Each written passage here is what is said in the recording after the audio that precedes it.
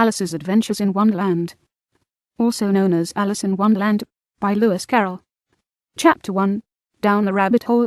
Alice was beginning to get very tired of sitting by her sister on the bank, and of having nothing to do. Once or twice she had peeped into the book her sister was reading, but it had no pictures or conversations in it. And what is the use of a book, thought Alice, without pictures or conversation? So she was considering in her own mind as well as she could, for the hot day made her feel very sleepy and stupid, whether the pleasure of making a daisy chain would be worth the trouble of getting up and picking the daisies, when suddenly a white rabbit with pink eyes ran close by her. There was nothing so very remarkable in that, nor did Alice think it so very much out of the way to hear the rabbit say to itself, "Oh dear, I shall be late." When she thought it over afterwards, it occurred to her that she ought to have wondered at this, but at the time it all seemed quite natural. But when the rabbit actually took a watch out of its waistcoat pocket and looked at it, and then hurried on, Alice started to her feet, for it flashed across her mind that she had never before seen a rabbit with either a waistcoat pocket or a watch to take out of it, and burning with curiosity, she ran across the field after it, and fortunately was just in time to see it pop down a large rabbit hole under the hedge. In another moment down went Alice after it, never once considering how in the world she was to get out again. The rabbit hole went straight on like a tunnel for some way, and then dipped suddenly down, so suddenly that Alice had not a moment to think about stopping herself, before she found herself falling down a very deep well. Either the well was very deep, or she fell very slowly, for she had plenty of time as she went down to look about her, and to wonder what was going to happen next. First, she tried to look down and make out what she was coming to, but it was too dark to see anything. Then she looked at the sides of the well, and noticed that they were filled with cupboards and bookshelves. Here and there she saw maps and pictures hung upon pegs. She took down a jar from one of the shelves as she passed. It was labelled orange marmalade, but to her great disappointment it was empty. She did not like to drop the jar for fear of killing somebody, so managed to put it into one of the cupboards as she fell past it. Well, thought Alice to herself, after such a fall as this, I shall think nothing of tumbling downstairs. How brave they'll all think me at home. Why, I wouldn't say anything about it, even if I fell off the top of the house. Which was very likely true. Down, down, down, would the fall never come to an end? I wonder how many miles I've fallen by this time, she said aloud. I must be getting somewhere near the centre of the earth. Let me see, that would be 4,000 miles down, I think. You see, Alice had learnt several things of this sort in her lessons in the schoolroom, and though this was not a very good opportunity for showing off her knowledge, as there was no one to listen to her, still it was good practice to say it over. Yes, that's about the right distance, but then I wonder what latitude or longitude I've got to. Alice had no idea what latitude was, or longitude either, but thought they were nice grand words to say. Presently she began again. I wonder if I shall fall right through the earth. How funny it'll seem to come out among the people that walk with their heads downward. The antipathies, I think. She was rather glad there was no one listening this time, as it didn't sound at all the right word, but I shall have to ask them what the name of the countries, you know. Please, ma'am, is this New Zealand or Australia? And she tried to curtsy as she spoke. Fancy curtsying as you are falling through the air. Do you think you could manage it? And what an ignorant little girl she'll think me for asking. No, it'll never do to ask. Perhaps I shall see it written up somewhere. Down, down, down. There was nothing else to do, so Alice soon began talking again. Dinah will miss me very much tonight, I should think. Dinah was the cat. I hope they'll remember her saucer of milk at tea time. Dinah, my dear, I wish you were down here with me. There are no mice in the air, I'm afraid, but you might catch a bat, and that's very like a mouse, you know. But do cats eat bats, I wonder? And here Alice began to get rather sleepy, and went on saying to herself, in a dreamy sort of way, do cats eat bats? Do cats eat bats? And sometimes, do bats eat cats? For, you see, as she couldn't answer either question, it didn't much matter which way she put it. She felt that she was dozing off, and had just begun to dream that she was walking hand in hand with Dinah, and saying to her very earnestly, "Now, Dinah, tell me the truth, did you ever eat a bat?" When suddenly, thump, thump, down she came upon a heap of sticks and dry leaves, and the fall was over. Alice was not a bit hurt, and she jumped up onto her feet in a moment. She looked up, but it was all dark overhead. Before her was another long passage, and White Rabbit was still in sight, hurrying down it. There was not a moment to be lost. Away went Alice like the wind, and was just in time to hear it say, as it turned a corner, "Oh my ears and whiskers, how late it's getting." She was close behind it when she turned the corner, but the rabbit was no longer to be seen. She found herself in a long, low hall, which was lit up by a row of lamps hanging from the roof. There were doors all round the hall, but they were all locked, and when Alice had been all the way down one side, and up the other, trying every door, she walked sadly down the middle, wondering how she was ever to get out again. Suddenly she came upon a little three-legged table, all made of solid glass. There was nothing on it except a tiny golden key, and Alice's first thought was that it might belong to one of the doors of the hall. But, alas, either the locks were too large, or the key was too small, but at any rate it would not open any of them. However, on the second time round, she came upon a low curtain she had not noticed before, and behind it was a little door about 15 inches high. She tried the little golden key in the lock, and to her great delight it fitted. Alice opened the door and found that it led into a small passage, not much larger than a rat hole. She knelt down, and looked along the passage into the loveliest garden you ever saw. How she longed to get out of that dark hole, and wander about among those beds of bright flowers and those cool fountains, but she could not even get her head through the doorway, and even if my head would go through, thought poor Alice, it would be of very little use without my shoulders. Oh, how I wish I could shut up like her telescope. I think I could, if I only know how to begin. For, you see, so many out-of-the-way things had happened lately, that Alice had begun to think that very few things indeed were really impossible. There seemed to be no use in waiting by the little door, so she went back to the table, half hoping she might find another key on it, or at any rate a book of rules for shutting people up like telescopes. This time she found a little bottle on it, which certainly was not here before, said Alice, and round the neck of the bottle was a paper label with the words, "Drink me," beautifully printed on it in large letters. It was all very well to say "drink me," but the wise little Alice was not going to do that in a hurry. "No, I'll look first," she said, "and see whether it's marked poison or not," for she had read several nice little histories about children who had got burnt and eaten up by wild beasts and other unpleasant things, all because they would not remember the simple rules their friends had taught them, such as that a red-hot poker will burn you if you hold it too long, and that if you cut your finger very deeply with a knife, it usually bleeds. And she had never forgotten that, if you drink much from a bottle marked poison, it is almost certain to disagree with you, sooner or later. However, this bottle was not marked poison, so Alice ventured to taste it, and finding it very nice, it had, in fact, a sort of mixed flavour of cherry tart, custard, pineapple, roast turkey, toffee, and hot buttered toast. She very soon finished it off. "What a curious feeling," said Alice. "I must be shutting up like her telescope." And so it was indeed. She was now only 10 inches high, and her face brightened up at the thought that she was now the right size for going through the little door into that lovely garden. First, however, she waited for a few minutes to see if she was going to shrink any further. She felt a little nervous about this, for it might end, you know, said Alice to herself, in my going out altogether, like a candle. I wonder what I should be like then. And she tried to fancy what the flame of a candle is like after the candle is blown out, for she could not remember ever having seen such a thing. After a while, finding that nothing more happened, she decided on going into the garden at once. But, alas for poor Alice, when she got to the door, she found she had forgotten the little golden key, and when she went back to the table for it, she found she could not possibly reach it. She could see it quite plainly through the glass, and she tried her best to climb up one of the legs of the table, but it was too slippery, and when she had tired herself out with trying, the poor little thing sat down and cried. "Come, there's no use in crying like that," said Alice to herself, rather sharply. "I advise you to leave off this minute."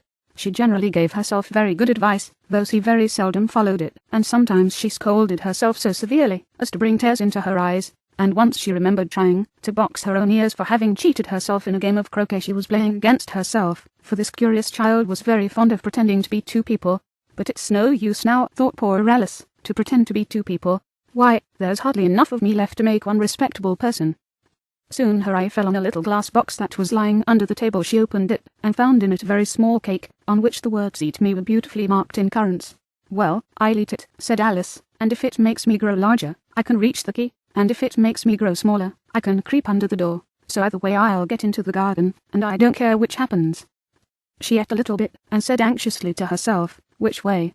Which way?" holding her hand on the top of her head, to feel which way it was growing, and she was quite surprised to find that she remained the same size. To be sure, this generally happens when one eats cake, but Alice had got so much into the way of expecting nothing but out-of-the-way things to happen, that it seemed quite dull and stupid for life to go on in the common way.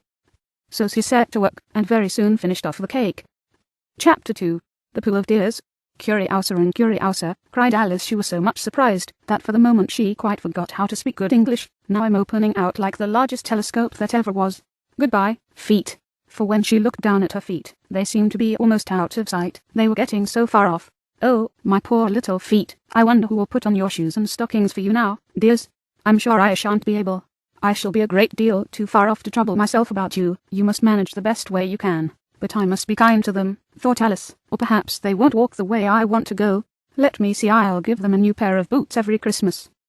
And she went on planning to herself how she would manage it. They must go by the carrier, she thought, and how funny it'll seem, sending presents to one's own feet, and how odd the directions will look. Alice's right foot, her thrig, near the fender. with Alice's love. Oh dear, what nonsense I'm talking. Just then her head struck against the roof of the hall. In fact, she was now more than 9 feet high, and she at once took up the little golden key and hurried off to the garden door. Poor Alice! It was as much as she could do, lying down on one side, to look through into the garden with one eye, but to get through was more hopeless than ever. She sat down, and began to cry again. You ought to be ashamed of yourself, said Alice. A great girl like you, she might well say this, to go on crying in this way. Stop this moment, I tell you. But she went on all the same, shedding gallons of tears, until there was a large pool all round her, about 4 inches deep and reaching half down the hall. After a time she heard a little pattering of feet in the distance, and she hastily dried her eyes to see what was coming. It was the White Rabbit returning, splendidly dressed, with a pair of white kid gloves in one hand, and a large fan in the other. He came trotting along in a great hurry, muttering to himself as he came, "Oh, the Duchess, the Duchess. Oh, won't she be savage, if I've kept her waiting?" Alice felt so desperate that she was ready to ask help of anyone. So, when the rabbit came near her, she began, in a low, timid voice, "If you please, sir." The rabbit started violently, dropped the white kid gloves and the fan, and scurried away into the darkness as hard as he could go. Alice took up the fan and gloves, and, as the hall was very hot, she kept fanning herself all the time she went on talking. Dear, dear, how queer everything is today. And yesterday things went on just as usual. I wonder if I've been changed in the night. Let me think, was I the same when I got up this morning? I almost think I can remember feeling a little different. But if I'm not the same, the next question is, who in the world am I? Ah, that's the great puzzle. And she began thinking over all the children she knew that were of the same age as herself, to see if she could have been changed for any of them. I'm sure I'm not Arda, she said, for her hair goes in such long ringlets, and mine doesn't go in ringlets at all. And I'm sure I can't be Mabel, for I know all sorts of things, and she knows such a very little. Besides, she's she, and I'm I, and, oh dear, how puzzling it all is. I'll try if I know all the things I used to know. Let me see, 4 times 5 is 12, and 4 times 6 is 13, and 4 times 7 is, oh dear, I shall never get to 20 at that rate. However, the multiplication table doesn't signify. Let's try geography. London is the capital of Paris, and Paris is the capital of Rome, and Rome, no, that's all wrong, I'm certain. I must have been changed for Mabel. I'll try and say how doth the little, and she crossed her hands on her lap, as if she were saying lessons, and began to repeat it, but her voice sounded hoarse and strange, and the words did not come the same as they used to do. How doth the little crocodile improve his shining tail, and pour the waters of the Nile on every golden scale? How cheerfully he seems to grin, how neatly spread his claws, and welcome little fishes in, with gently smiling jaws. I'm sure those are not the right words, said poor Alice, and her eyes filled with tears again as she went on. I must be Mabel after all, and I shall have to go and live in that poky little house, and have next to no toys to play with, and oh, ever so many lessons to learn. No, I've made up my mind about it. If I'm Mabel, I'll stay down here. It'll be no use their putting their heads down and saying come up again, dear. I shall only look up and say who am I then? Tell me that first, and then, if I like being that person, I'll come up. If not, I'll stay down here till I'm somebody else. But, oh dear, cried Alice, with a sudden burst of tears, I do wish they would put their heads down. I am so very tired of being all alone here. As she said this, she looked down at her hands, and was surprised to see that she had put on one of the rabbit's little white kid gloves, while she was talking. How can I have done that, she thought. I must be growing small again.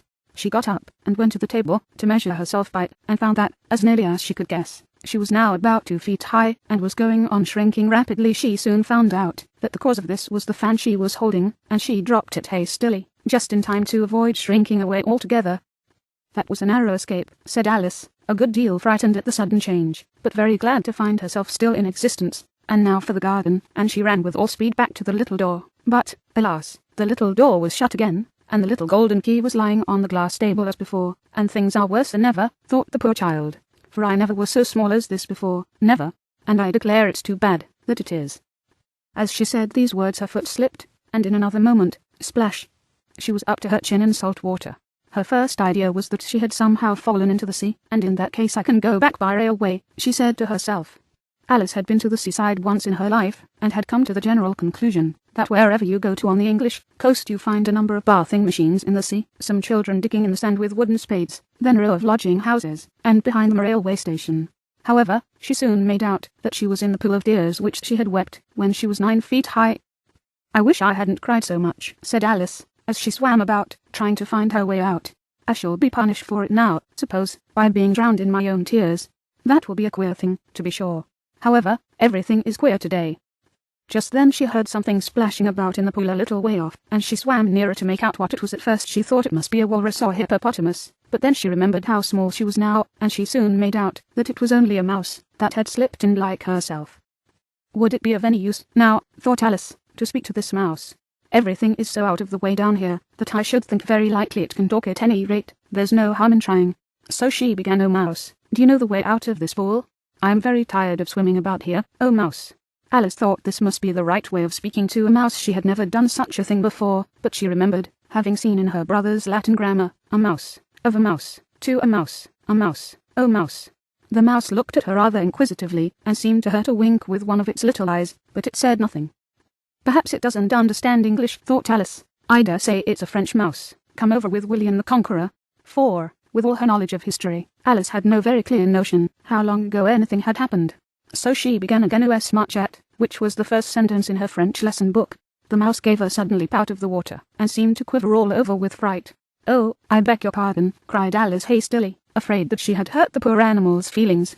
I quite forgot you didn't like cats. Not like cats, cried the mouse, in a shrill, passionate voice. Would you like cats, if you were me? Well, perhaps not, said Alice in a soothing tone. Don't be angry about it. And yet I wish I could show you our cat Dinah. I think you'd take a fancy to cats, if you could only see her. She is such a dear quiet thing, Alice went on, half to herself, as she swam lazily about in the pool, and she sits purring so nicely by the fire, licking her paws and washing her face, and she is such a nice soft thing to nurse, and she's such a capital one for catching mice. Oh, I beg your pardon, cried Alice again, for this time the mouse was bristling all over, and she felt certain it must be really offended. We won't talk about her any more, if you'd rather not. We indeed, cried the mouse, who was trembling down to the end of his tail. As if I would talk on such a subject. Our family always hated cats, nasty, low, vulgar things. Don't let me hear the name again. I won't indeed, said Alice, in a great hurry, to change the subject of conversation. Are you fond of dogs? The mouse did not answer, so Alice went on eagerly. There is such a nice little dog near our house I should like to show you. A little bright-eyed terrier, you know, with such long curly brown hair. And it'll fetch things when you throw them, and it'll sit up and beg for its dinner, and all sorts of things. I can't remember half of them, and it belongs to a farmer, you know, and he says it's so useful. It's worth £100. He says it kills all the rats and... Oh dear, cried Alice in a sorrowful tone, I'm afraid I've offended it again. For the mouse was swimming away from her as hard as it could go, and making quite a commotion in the pool as it went. So she called softly after it, Mouse dear, do come back again, and we won't talk about cats or dogs either, if you don't like them. When the mouse heard this, it turned round, and swam slowly back to her. Its face was quite pale with passion, Alice thought, and it said in a low trembling voice, let us get to the shore, and then I'll tell you my history, and you'll understand why it is I hate cats and dogs. It was high time to go, for the pool was getting quite crowded with the birds and animals that had fallen into it. There were a duck and a dodo, a lorry and an eaglet, and several other curious creatures. Alice led the way, and the whole party swam to the shore. Chapter 3. A Caucus Race and a Longtail. They were indeed a queer-looking party that assembled on the bank, the birds with draggled feathers, the animals with their fur clinging close to them, and all dripping wet, cross, and uncomfortable. The first question, of course, was how to get dry again. They had a consultation about this, and after a few minutes it seemed quite natural to Alice to find herself talking familiarly with them, as if she had known them all her life. Indeed, she had quite a long argument with the lorry, who at last turned sulky, and would only say, I'm older than you, and must know better, and this Alice would not allow without knowing how old it was, and... as the lorry positively refused to tell its age, there was no more to be said. At last the mouse, who seemed to be a person of authority among them, called out, Sit down, all of you, and listen to me. I'll soon make you dry enough. They all sat down at once, in a large ring, with Moose in the middle. Alice kept her eyes anxiously fixed on it, for she felt sure she would catch a bad cold, if she did not get dry very soon. Ahem, said the mouse with an important air. Are you all ready? This is the driest thing I know. Silence all round, if you please. William the Conqueror, whose cause was favoured by the Pope, was soon submitted to by the English, who wanted leaders, and had been of late much accustomed to usurpation and conquest. Edwin and Morcar, the Earls of Mercia and Northumbria. Ugh, said the lorry, with a shiver. I beg your pardon, said the mouse, frowning, but very politely. Did you speak? Not I, said the lorry hastily. I thought you did, said the mouse. I proceed. Edwin and Morcar, the Earls of Mercia and Northumbria, declared for him, and even Stickand, the patriotic Archbishop of Canterbury, found it advisable. Found what? Said the duck. Found it, the mouse replied rather crossly. Of course you know what it means. I know what it means well enough. When I find a thing, said the duck, it's generally a frog or a worm. The question is, what did the Archbishop find? The mouse did not notice this question, but hurriedly went on, found it advisable to go with Edgar Atheling to meet William, and offer him the crown. William's conduct at first was moderate, but the insolence of his Normans. How are you getting on now, my dear? It continued, turning to Alice as it spoke. As wet as ever, said Alice in a melancholy tone. It doesn't seem to dry me at all. In that case, said the dodo solemnly, rising to its feet, I move that the meeting adjourn, for the immediate adoption of more energetic remedies. Speak English, said the eaglet. I don't know the meaning of half those long words, and, what's more, I don't believe you do either. And the eaglet bent down its head, to hide a smile some of the other birds did audibly. What I was going to say, said the dodo in an offended tone, was, that the best thing, to get us dry would be a caucus race. What is a caucus race? Said Alice. Not that she wanted much to know, but the dodo had paused, as if it thought that somebody ought to speak, and no one else seemed inclined to say anything. Why, said the dodo, the best way to explain it is to do it, and, as you might like to try the thing yourself, some winter day, I will tell you how the dodo managed it.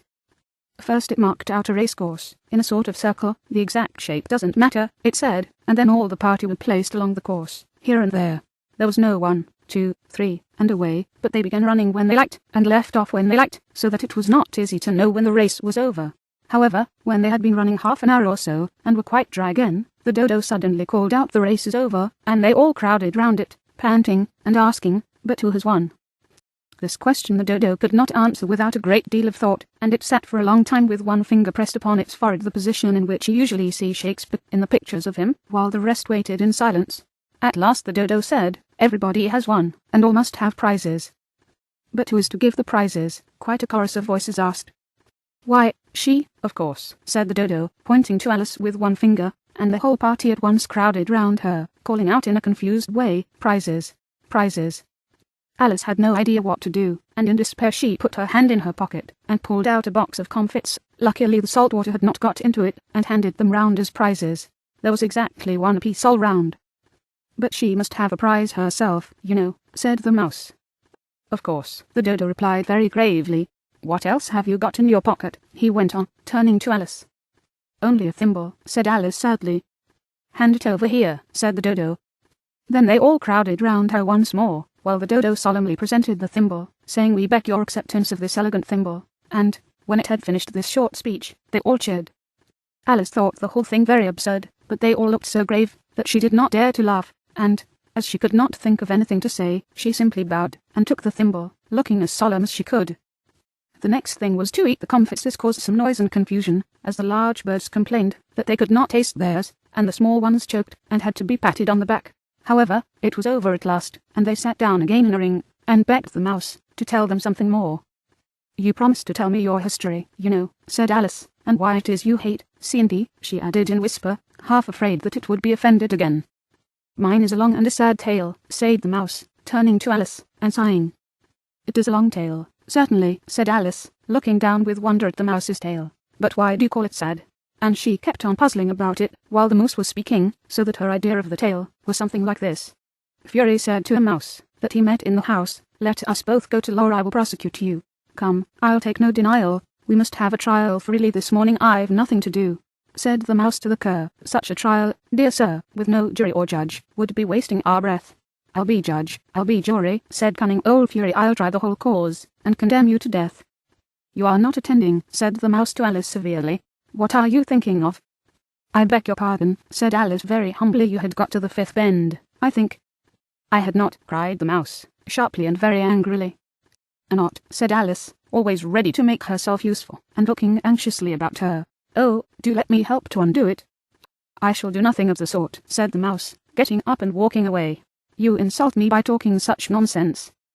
I didn't mean it, pleaded poor Alice. But you are so easily offended, you know. The mouse only growled in reply. Please come back and finish your story, Alice called after it, and the others all joined in chorus. Yes, please do. But the mouse only shook its head impatiently, and walked a little quicker.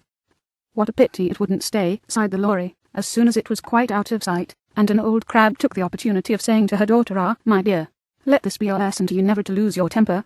Hold your tongue, ma, said the young crab, a little snappishly. You're enough to try the patience of an oyster. I wish I had our Dinah here. I know I do, said Alice aloud, addressing nobody in particular. She'd soon fetch it back. And who is Dinah? "If I might venture to ask the question," said the lorry. Alice replied eagerly, for she was always ready to talk about her pet Dinah's a cat, and she's such a capital one for catching mice you can't think. And oh, I wish you could see her after the birds.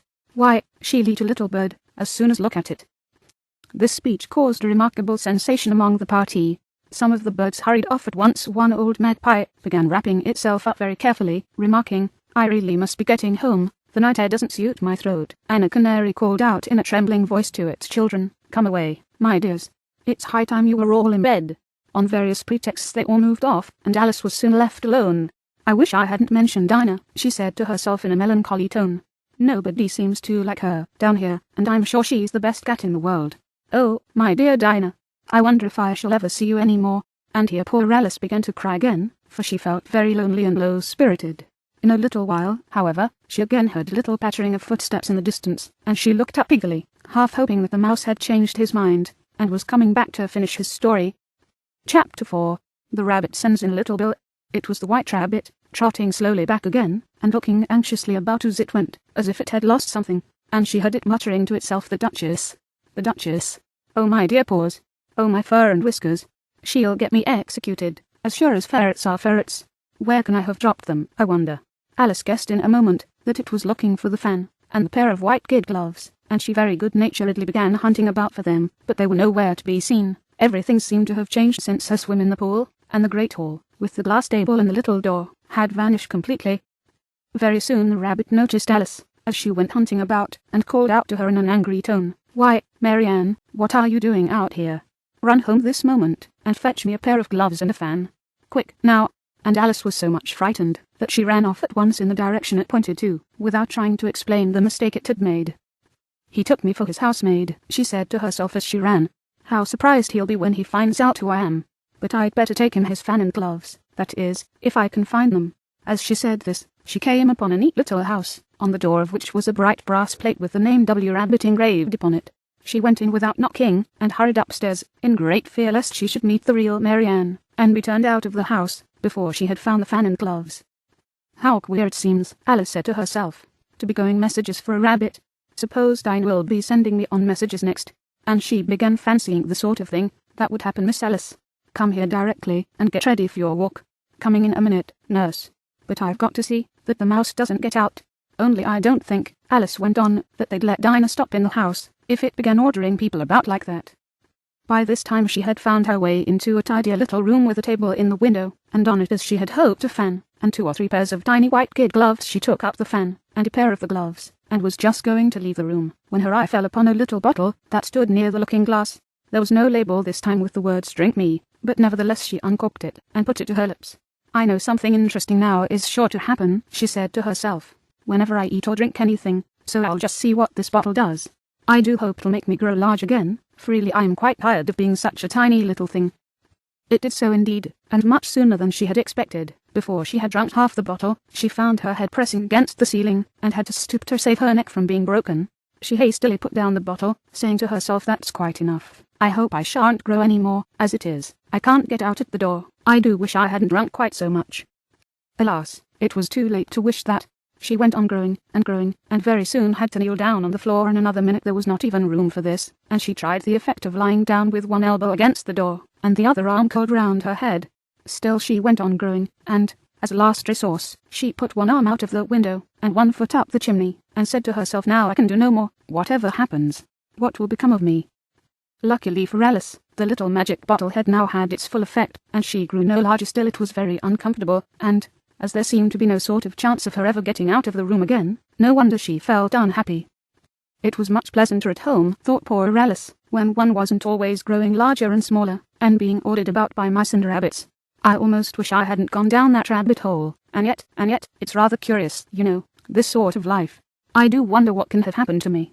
When I used to read fairy tales, I fancied that kind of thing never happened, and now here I am in the middle of one. There ought to be a book written about me, that there ought. And when I grow up, I'll write one, but I'm grown up now," she added in a sorrowful tone. "At least there's no room to grow up any more here." "But then," thought Alice, "shall I never get any older than I am now? That'll be a comfort, one way, never to be an old woman, but then, always to have lessons to learn. Oh, I shouldn't like that." "Oh, you foolish Alice," she answered herself. "How can you learn lessons in here? Why, there's hardly room for you, and no room at all for any lesson books." And so she went on, taking first one side, and then the other, and making quite a conversation of it all together, but after a few minutes she heard a voice outside, and stopped to listen. "Marianne, Marianne," said the voice. "Fetch me my gloves this moment." Then came a little pattering of feet on the stairs. Alice knew it was the rabbit coming to look for her, and she trembled till she shook the house, quite forgetting that she was now about 1,000 times as large as the rabbit, and had no reason to be afraid of it. Presently the rabbit came up to the door, and tried to open it, but, as the door opened inwards, and Alice's elbow was pressed hard against it, that attempt proved a failure. Alice heard it say to itself, "Then I'll go round, and get in at the window." "That you won't," thought Alice, and, after waiting till she fancied she heard the rabbit just under the window, she suddenly spread out her hand, and made a snatch in the air. She did not get hold of anything, but she heard a little shriek on the fall, and a crash of broken glass, from which she concluded that it was just possible it had fallen into a cucumber frame, or something of the sort. Next came an angry voice, the rabbit's, "Pat, Pat, where are you?" And then a voice she had never heard before, "Sure then I'm here. Digging for apples, your honour." "Digging for apples, indeed," said the rabbit angrily. "Here, come and help me out of this." Sounds of more broken glass. "Now tell me, Pat, what's that in the window?" "Sure, it's an arm, your honour." He pronounced it arum. "An arm, you goose. Whoever saw one that size? Why, it fills the whole window." "Sure, it does, your honour, but it's an arm for all that." "Well, it's got no business there, at any rate. Go and take it away." There was a long silence after this, and Alice could only hear whispers now and then, such as, "Sure, I don't like it, your honour, at all, at all. Do as I tell you, you coward." And at last she spread out her hand again, and made another snatch in the air. This time there were 2 little shrieks, and more sounds of broken glass. "What a number of cucumber frames there must be," thought Alice. "I wonder what they'll do next. As for pulling me out of the window, I only wish they could. I'm sure I don't want to stay in here any longer." She waited for some time without hearing anything more. At last came a rumbling of little cart wheels, and the sound of a good many voices all talking together. She made out the words, "Where's the other ladder? Why, I hadn't to bring but one. Bill's got the other. Bill, fetch it here. Lad, here, put 'em up at this corner. No, time together first. They don't reach half high enough yet. Oh, they'll do well enough. Don't be particular. Here, Bill, catch hold of this rope. Will the roof bear? Mend that loose slate. Oh, it's coming down. Heads below." A loud crash. Now, who did that? It was Bill, I fancy. "Who's to go down the chimney?" "Nay, I shan't. You do it." "That I won't." "Then, Bill's to go down. Here, Bill, the master says you're to go down the chimney." "Oh, so Bill's got to come down the chimney, has he?" said Alice to herself. "Shy, they seem to put everything upon Bill. I wouldn't be in Bill's place for a good deal. This fireplace is narrow, to be sure, but I think I can kick a little." She drew her foot as far down the chimney as she could, and waited till she heard a little animal she couldn't guess of what sort it was scratching, and scrambling about in the chimney close above her. Then, saying to herself, "This is Bill," she gave one sharp kick, and waited to see what would happen next. The first thing she heard was a general chorus of "There goes Bill," then the rabbit's voice along, "Catch him, you by the hedge," then silence, and then another confusion of voices, "Hold up his head, Brandy now, don't choke him, how was it, old fellow? What happened to you? Tell us all about it." Last came a little feeble, squeaking voice. "That's Bill," thought Alice. "Well, I hardly know, no more, thank ye. I'm better now, but I'm a deal too flustered to tell you. All I know is, something comes at me like a jack in the box, and up I goes like a skyrocket." "So you did, old fellow," said the others. "We must burn the house down," said the rabbit's voice, and Alice called out as loud as she could, "If you do, I'll set Dinah at you." There was a dead silence instantly, and Alice thought to herself, "I wonder what they will do next. If they had any sense, they'd take the roof off." After a minute or two, they began moving about again, and Alice heard the rabbit say, "A barrowful will do, to begin with." A barrowful of what? thought Alice, but she had not long to doubt, for the next moment a shower of little pebbles came rattling in at the window, and some of them hit her in the face. "I'll put a stop to this," she said to herself, and shouted out, "You'd better not do that again," which produced another dead silence. Alice noticed with some surprise that the pebbles were all turning into little cakes as they lay on the floor, and a bright idea came into her head. "If I eat one of these cakes," she thought, "it's sure to make some change in my size, and as it can't possibly make me larger, it must make me smaller, suppose." So she swallowed one of the cakes, and was delighted to find that she began shrinking directly. As soon as she was small enough to get through the door, she ran out of the house, and found quite a crowd of little animals and birds waiting outside. The poor little lizard, Bill, was in the middle, being held up by 2 guinea pigs, who were giving it something out of a bottle. They all made a rush at Alice the moment she appeared, but she ran off as hard as she could, and soon found herself safe in a thick wood. "The first thing I've got to do," said Alice to herself, as she wandered about in the wood, "is to grow to my right size again, and the second thing is to find my way into that lovely garden. I think that will be the best plan." It sounded an excellent plan, no doubt, and very neatly and simply arranged. The only difficulty was that she had not the smallest idea how to set about it, and while she was peering about anxiously among the trees, a little sharp bark just over her head made her look up in a great hurry. An enormous puppy was looking down at her with large round eyes, and feebly stretching out one paw, trying to touch her. "Poor little thing," said Alice, in a coaxing tone, and she tried hard to whistle to it, but she was terribly frightened all the time at the thought that it might be hungry, in which case it would be very likely to eat her up in spite of all her coaxing.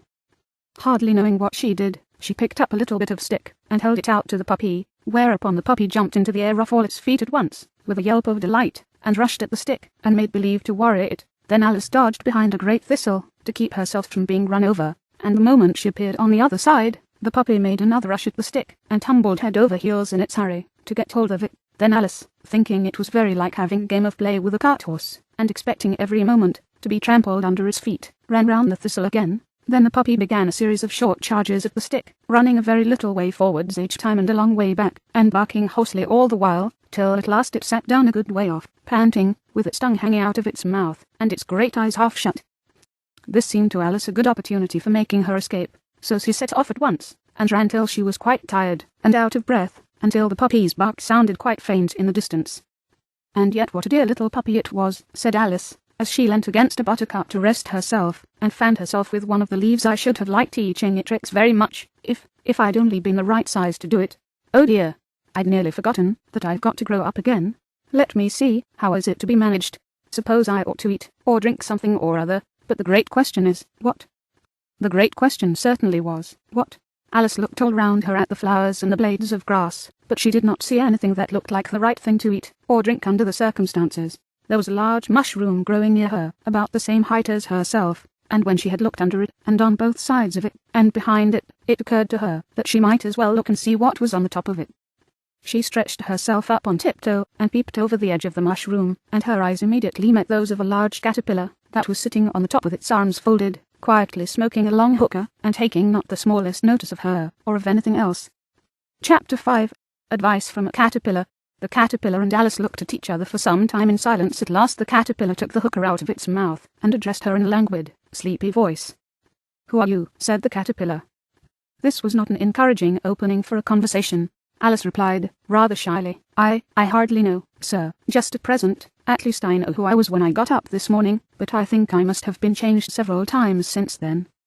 "What do you mean by that?" said the caterpillar sternly. "Explain yourself." "I can't explain myself, I'm afraid, sir," said Alice, "because I am not myself, you see." "I don't see," said the caterpillar. "I'm afraid I can't put it more clearly," Alice replied very politely, "for I can't understand it myself to begin with, and being so many different sizes in a day is very confusing." "It isn't," said the caterpillar. "Well, perhaps you haven't found it so yet," said Alice, "but when you have to turn into a chrysalis, you will some day, you know, and then after that into a butterfly, I should think you'll feel it a little queer, won't you?" "Not a bit," said the caterpillar. "Well, perhaps your feelings may be different," said Alice. "All I know is, it would feel very queer to me."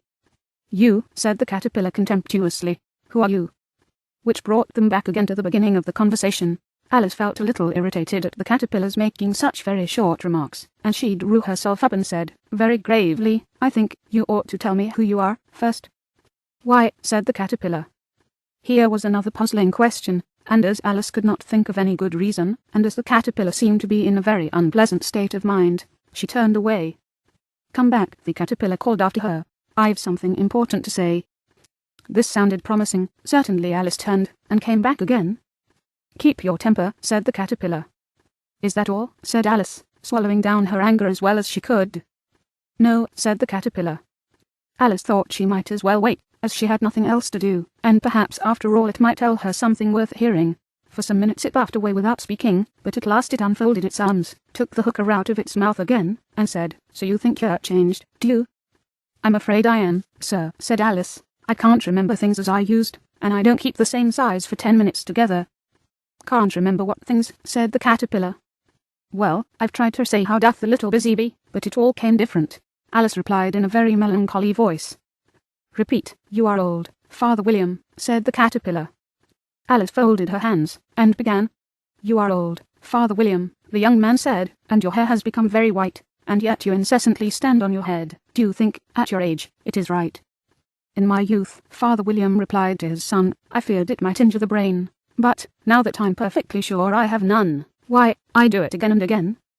You are old, said the youth, as I mentioned before, and have grown most uncommonly fat, yet you turned a back somersault in at the door. Pray, what is the reason of that? In my youth, said the sage, as he shook his grey locks, I kept all my limbs very supple by the use of this ointment. 1 shilling the box, allow me to sell you a couple. You are old, said the youth, and your jaws are too weak for anything tougher than suet. Yet you finished the goose, with the bones and the beak. Pray how did you manage to do it? In my youth, said his father, I took to the law, and argued each case with my wife, and the muscular strength, which it gave to my jaw, has lasted the rest of my life. You are old, said the youth, one would hardly suppose that your eye was as steady as ever, yet you balanced a nail on the end of your nose. What made you so awfully clever? I have answered 3 questions, and that is enough, said his father. Don't give yourself airs. Do you think I can listen all day to such stuff? Be off, or I'll kick you downstairs. That is not said right, said the caterpillar. Not quite right, I'm afraid, said Alice, timidly. Some of the words have got altered.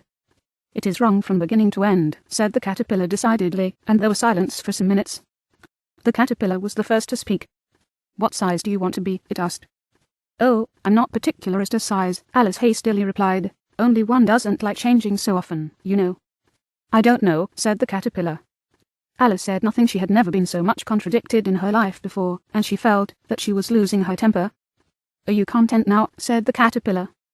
Well, I should like to be a little larger, sir, if you wouldn't mind, said Alice. 3 inches is such a wretched height to be. It is a very good height indeed, said the caterpillar angrily, rearing itself upright as it spoke. It was exactly 3 inches high. But I'm not used to it, pleaded poor Alice in a piteous tone, and she thought of herself. I wish the creatures wouldn't be so easily offended. You'll get used to it in time, said the caterpillar, and it put the hookah into its mouth, and began smoking again. This time Alice waited patiently until it chose to speak again. In a minute or two the caterpillar took the hookah out of its mouth and yawned once or twice, and shook itself. Then it got down off the mushroom, and crawled away in the grass, merely remarking as it went, one side will make you grow taller, and the other side will make you grow shorter. One side of what? The other side of what? Thought Alice to herself.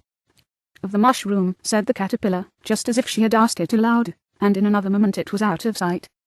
Alice remained looking thoughtfully at the mushroom for a minute, trying to make out which were the 2 sides of it, and as it was perfectly round, she found this a very difficult question. However, at last she stretched her arms round it as far as they would go, and broke off a bit of the edge with each hand. And now which is which, she said to herself, and nibbled a little of the right hand bit to try the effect. The next moment she felt a violent blow underneath her chin. It had struck her foot. She was a good deal frightened by this very sudden change, but she felt that there was no time to be lost, as she was shrinking rapidly, so she set to work at once, to eat some of the other bit. Her chin was pressed so closely against her foot that there was hardly room to open her mouth, but she did it at last, and managed to swallow a morsel of the left-hand bit. Come, my head's free at last, said Alice in a tone of delight, which changed into alarm in another moment, when she found that her shoulders were nowhere to be found. All she could see, when she looked down, was an immense length of neck, which seemed to rise like a stalk out of a sea of green leaves, that lay far below her. What can all that green stuff be? Said Alice. And where have my shoulders got to? And oh, my poor hands, how is it I can't see you? She was moving them about as she spoke, but no result seemed to follow, except a little shaking among the distant green leaves. As there seemed to be no chance of getting her hands up to her head, she tried to get her head down to them, and was delighted to find that her neck would bend about easily in any direction, like a serpent. She had just succeeded in curving it down into a graceful zigzag, and was going to dive in among the leaves, which she found to be nothing but the tops of the trees under which she had been wandering, when a sharp hiss made her draw back in a hurry. A large pigeon had flown into her face, and was beating her violently with its wings. "Serpent!" screamed the pigeon. "I'm not a serpent," said Alice indignantly. "Let me alone." "Serpent, say again," repeated the pigeon, but in a more subdued tone, and added with a kind of sob, "I've tried every way, and nothing seems to suit them." "I haven't the least idea what you're talking about," said Alice. "I've tried the roots of trees, and I've tried banks, and I've tried hedges," the pigeon went on, without attending to her, "but those serpents, there's no pleasing them." Alice was more and more puzzled, but she thought there was no use in saying anything more till the pigeon had finished.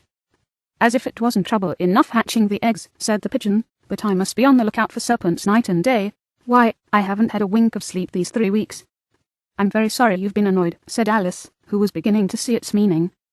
And just as I had taken the highest tree in the wood, continued the pigeon, raising its voice to a shriek, and just as I was thinking I should be free of them at last, they must needs come wriggling down from the sky.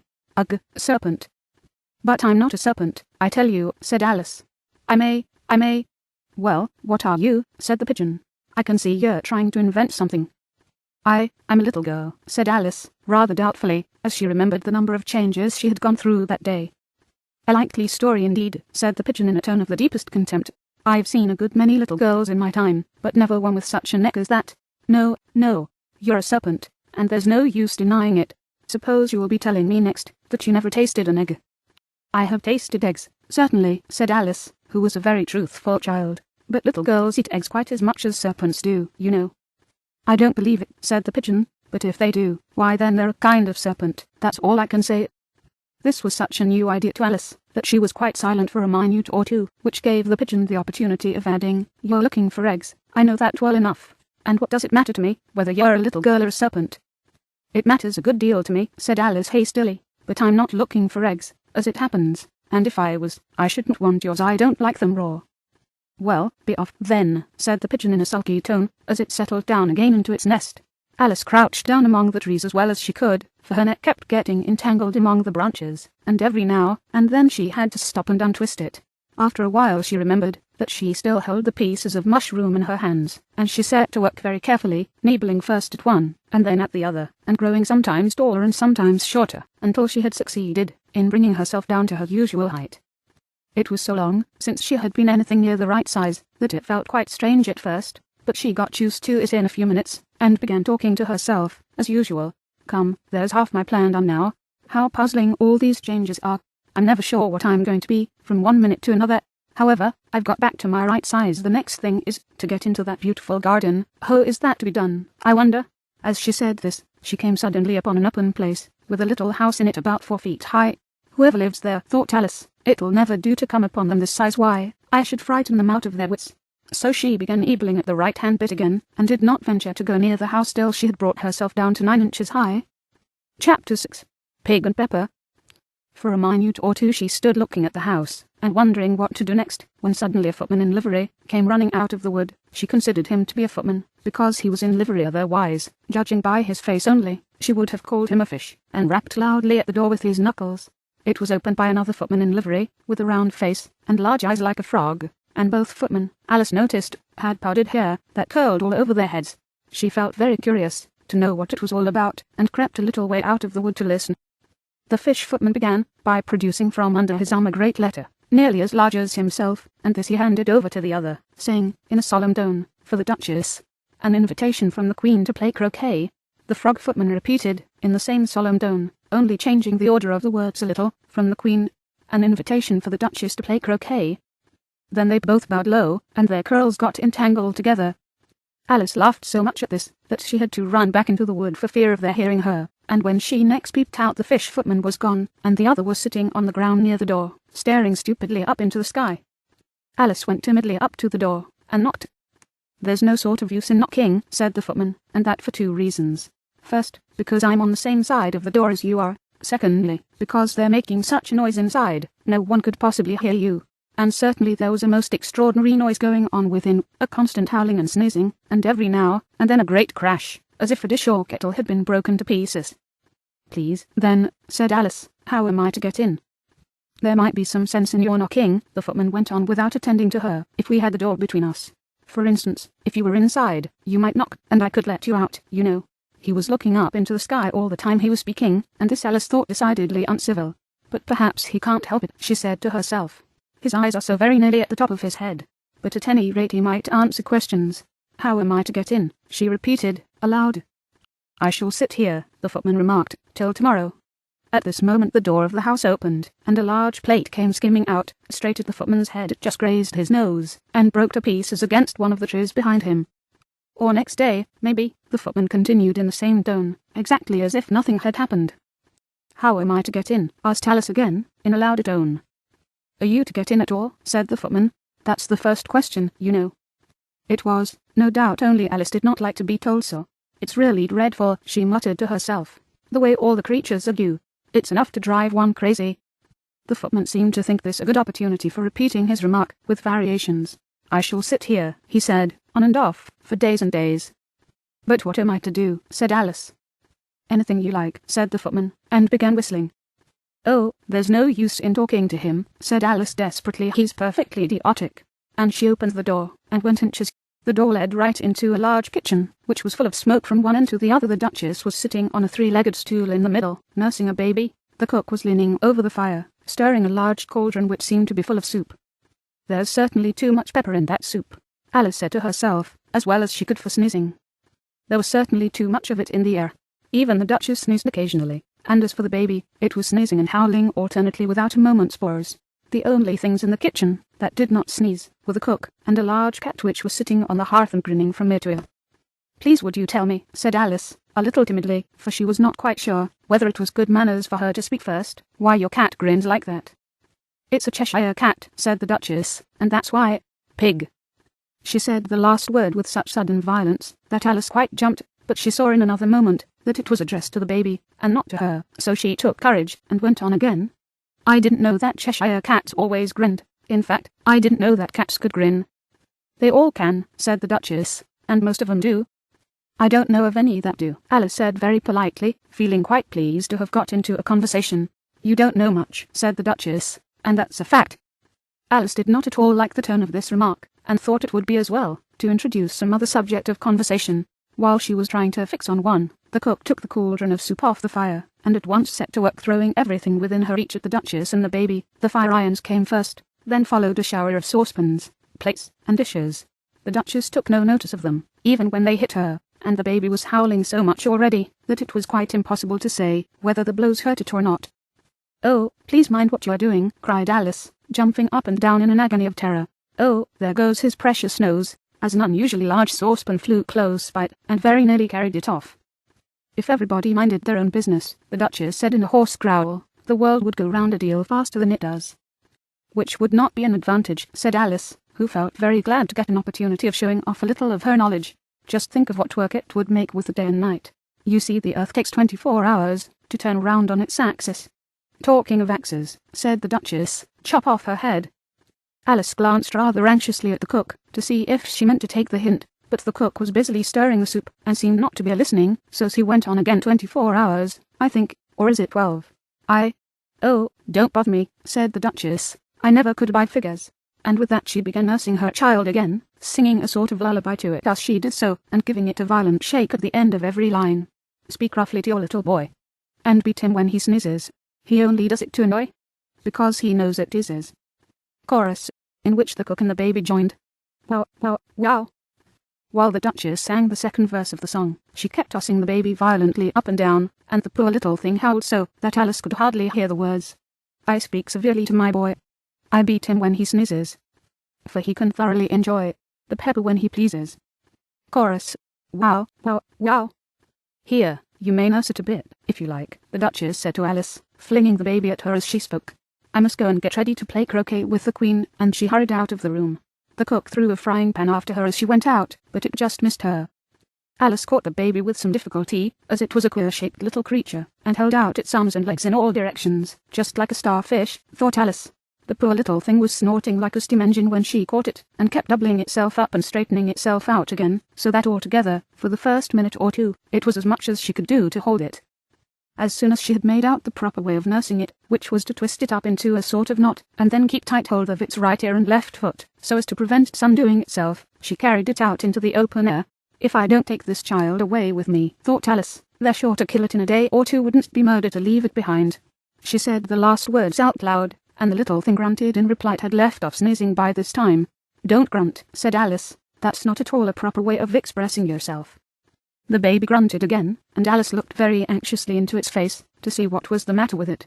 There could be no doubt that it had a very turn-up nose, much more like a snout than real nose. Also its eyes were getting extremely small for a baby. Altogether Alice did not like the look of the thing at all. But perhaps it was only sobbing, she thought, and looked into its eyes again to see if there were any tears. No, there were no tears. "If you're going to turn into a pig, my dear," said Alice, seriously, "I'll have nothing more to do with you. Now." The poor little thing sobbed again or grunted. It was impossible to say which, and they went on for some while in silence. Alice was just beginning to think to herself, now, what am I to do with this creature when I get it home, when it grunted again, so violently, that she looked down into its face in some alarm. This time there could be no mistake about it, it was neither more nor less than a pig, and she felt that it would be quite absurd for her to carry it further. So she set the little creature down, and felt quite relieved to see it trot away quietly into the wood. If it had grown up, she said to herself, it would have made a dreadfully ugly child, but it makes rather a handsome pig, I think. And she began thinking over other children she knew, who might do very well as pigs, and was just saying to herself, if one only knew the right way to change them, when she was a little startled by seeing the Cheshire cat sitting on a bough of a tree a few yards off. The cat only grinned when it saw Alice. It looked good-natured, she thought, still it had very long claws and a great many teeth, so she felt that it ought to be treated with respect. Cheshire Puss, she began, rather timidly, as she did not at all know whether it would like the name. However, it only grinned a little wider. Come, it's pleased so far, thought Alice, and she went on. Would you tell me, please, which way I ought to go from here? That depends a good deal on where you want to get to, said the cat. I don't much care where, said Alice. Then it doesn't matter which way you go, said the cat. So long as I get somewhere, Alice added as an explanation. Oh, you're sure to do that, said the cat, if you only walk long enough. Alice felt that this could not be denied, so she tried another question. What sort of people live about here? In that direction, the cat said, waving its right paw round, lives a hatter, and in that direction, waving the other paw, lives a March hare. Visit either you like, they're both mad. But I don't want to go among mad people, Alice remarked. Oh, you can't help that, said the cat, we're all mad here. I'm mad. You're mad. How do you know I'm mad, said Alice. You must be, said the cat, or you wouldn't have come here. Alice didn't think that proved it at all. However, she went on, and how do you know that you're mad? To begin with, said the cat, a dog's not mad.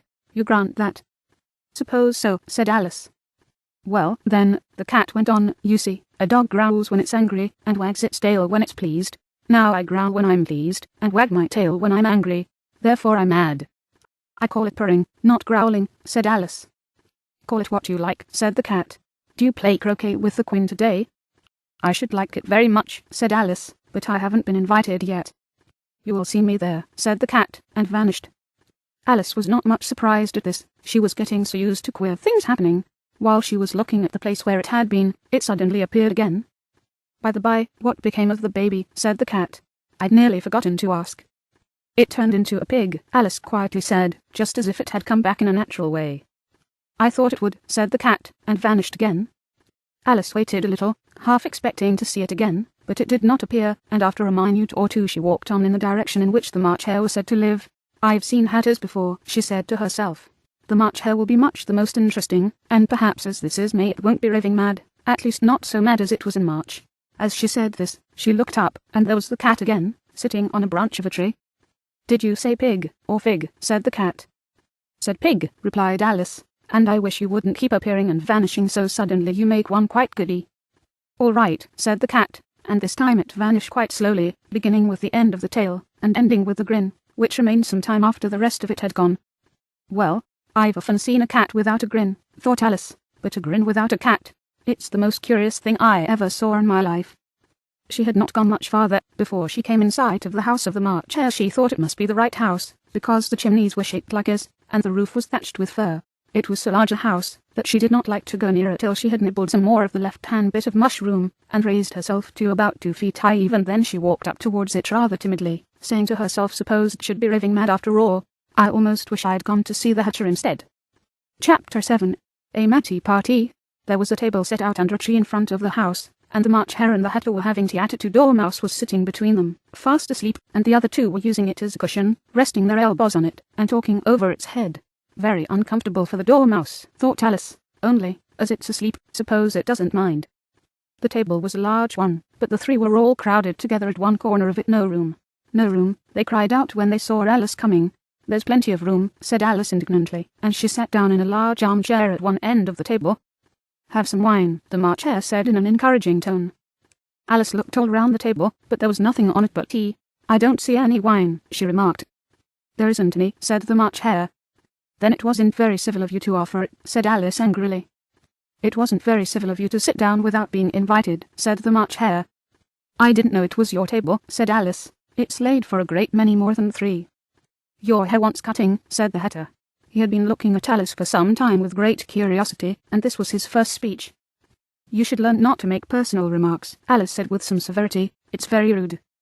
The Hatter opened his eyes very wide on hearing this, but all he said was, why is a raven like a writing desk? Come, we shall have some fun now, thought Alice. I'm glad they've begun asking riddles. I believe I can guess that, she added aloud. Do you mean that you think you can find out the answer to it, said the March Hare. Exactly so, said Alice. Then you should say what you mean, the March Hare went on. I do, Alice hastily replied. At least I mean what I say. That's the same thing, you know. Not the same thing a bit, said the Hatter. You might just as well say that I see what I eat is the same thing as I eat what I see. You might just as well say, added the March Hare, that I like what I get is the same thing as I get what I like. You might just as well say, added the Dormouse, who seemed to be talking in his sleep, that I breathe when I sleep is the same thing as I sleep when I breathe. It is the same thing with you, said the Hatter, and here the conversation dropped, and the party sat silent for a minute, while Alice thought over all she could remember about ravens and writing desks, which wasn't much. The Hatter was the first to break the silence. What day of the month is it? He said, turning to Alice. He had taken his watch out of his pocket, and was looking at it uneasily, shaking it every now and then, and holding it to his ear. Alice considered a little, and then said the 4th. 2 days wrong, sighed the Hatter. I told you butter wouldn't suit the works, he added, looking angrily at the March Hare. It was the best butter, the March Hare meekly replied. Yes, but some crumbs must have got in as well, the Hatter grumbled. You shouldn't have put it in with the bread knife. The March Hare took the watch and looked at it gloomily. Then he dipped it into his cup of tea and looked at it again, but he could think of nothing better to say than his first remark. It was the best butter, you know. Alice had been looking over his shoulder with some curiosity. What a funny watch, she remarked. It tells the day of the month, and doesn't tell what o'clock it is. Why should it? Muttered the Hatter. Does your watch tell you what year it is? Of course not, Alice replied very readily, but that's because it stays the same year for such a long time together. Which is just the case with mine, said the Hatter. Alice felt dreadfully puzzled. The Hatter's remark seemed to have no sort of meaning in it, and yet it was certainly English. I don't quite understand you, she said, as politely as she could. A dormouse is asleep again, said the Hatter, and he poured a little hot tea upon its nose. A dormouse shook its head impatiently, and said, without opening its eyes, of course. Just what I was going to remark myself. Have you guessed the riddle yet? The Hatter said, turning to Alice again. No, I give it up, Alice replied. What's the answer? I haven't the slightest idea, said the Hatter. Nor I, said the March Hare. Alice sighed wearily. I think you might do something better with the time, she said, than waste it in asking riddles that have no answers. If you knew time as well as I do, said the Hatter, you wouldn't talk about wasting it. It's him. I don't know what you mean, said Alice. Of course you don't, the Hatter said, tossing his head contemptuously. I dare say you never even spoke to time. Perhaps not, Alice cautiously replied, but I know I have to beat time when I learn music. Ah, that accounts for it, said the Hatter. He won't stand beating. Now, if you only kept on good terms with him, he'd do almost anything you liked with the clock. For instance, suppose it were 9 o'clock in the morning, just time to begin lessons. You'd only have to whisper a hint to time, and round goes the clock in a twinkling. 1:30, time for dinner. I only wish it was, the March Hare said to itself in a whisper. That would be grand. Certainly, said Alice thoughtfully, but then, I shouldn't be hungry for it, you know. Not at first, perhaps, said the Hatter, but you could keep it to 1:30, as long as you liked. Is that the way you manage? Alice asked. The Hatter shook his head mournfully. Not I, he replied. We quarrelled last March, just before he went mad, you know, pointing with his teaspoon at the March Hare. It was at the great concert given by the Queen of Hearts, and I had to sing, Twinkle, twinkle, little bat. How I wonder what you're at. You know the song, perhaps? I've heard something like it, said Alice. It goes on, you know, the Hatter continued, in this way. Up above the world you fly, like a tea tray in the sky. Twinkle, twinkle. Here the Dormouse shook itself, and began singing in its sleep, twinkle, twinkle, twinkle, twinkle, and went on so long that they had to pinch it to make it stop. Well, I'd hardly finished the first verse, said the Hatter, when the Queen jumped up and bawled out, He's murdering the time. Off with his head. How dreadfully savage, exclaimed Alice. And ever since that, the Hatter went on in a mournful tone, he won't do a thing I ask. It's always 6 o'clock now. A bright idea came into Alice's head. Is that the reason so many tea things are put out here? She asked. Yes, that's it, said the Hatter with a sigh. It's always tea time, and we've no time to wash the things between whiles. Then you keep moving round, suppose, said Alice. Exactly so, said the Hatter, as the things get used up. But what happens when you come to the beginning again? Alice ventured to ask. Suppose we change the subject, the March Hare interrupted, yawning. I'm getting tired of this. I vote the young lady tells us a story. I'm afraid I don't know one, said Alice, rather alarmed at the proposal. Then the Dormouse shall, they both cried. Wake up, Dormouse. And they pinched it on both sides at once. A Dormouse slowly opened his eyes. I wasn't asleep, he said in a hoarse, feeble voice. I heard every word you fellows were saying. Tell us a story, said the March Hare. Yes, please do, pleaded Alice. And be quick about it, added the Hatter, or you'll be asleep again before it's done. Once upon a time there were 3 little sisters, the Dormouse began in a great hurry, and their names were Elsie, Lacey, and Tilly, and they lived at the bottom of a well. What did they live on? Said Alice, who always took a great interest in questions of eating and drinking. They lived on treacle, said the Dormouse, after thinking a minute or two. They couldn't have done that, you know, Alice gently remarked. They'd have been ill. So they were, said the Dormouse, very ill. Alice tried to fancy to herself what such an extraordinary ways of living would be like, but it puzzled her too much, so she went on. But why did they live at the bottom of a well? Take some more tea, the March Hare said to Alice, very earnestly. I've had nothing yet, Alice replied in an offended tone, so I can't take more. You mean you can't take less, said the Hatter. It's very easy to take more than nothing. Nobody asked your opinion, said Alice. Who's making personal remarks now? The Hatter asked triumphantly. Alice did not quite know what to say to this, so she helped herself to some tea and bread and butter, and then turned to the Dormouse, and repeated her question. Why did they live at the bottom of a well? A Dormouse again took a minute or two to think about it, and then said, it was a treacle well. There's no such thing. Alice was beginning very angrily, but the Hatter and the March Hare went sh, and the Dormouse sulkily remarked, if you can't be civil, you'd better finish the story for yourself. No, please go on, Alice said very humbly. I won't interrupt again. I dare say there may be one. One, indeed, said the Dormouse indignantly. However, he consented to go on, and so these 3 little sisters, they were learning to draw, you know. What did they draw? Said Alice, quite forgetting her promise. Treacle, said the Dormouse, without considering at all this time. I want a clean cup, interrupted the Hatter. Let's all move one place on. He moved on as he spoke, and the Dormouse followed him. The March Hare moved into the Dormouse's place, and Alice rather unwillingly took the place of the March Hare. The Hatter was the only one who got any advantage from the change, and Alice was a good deal worse off than before, as the March Hare had just upset the milk jug into his plate. Alice did not wish to offend the Dormouse again, so she began very cautiously, but I don't understand. Where did they draw the treacle from?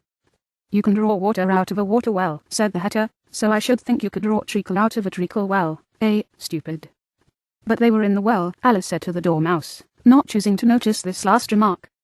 Of course they were, said the Dormouse. Well'n. This answer so confused poor Alice, that she let the Dormouse go on for some time without interrupting it.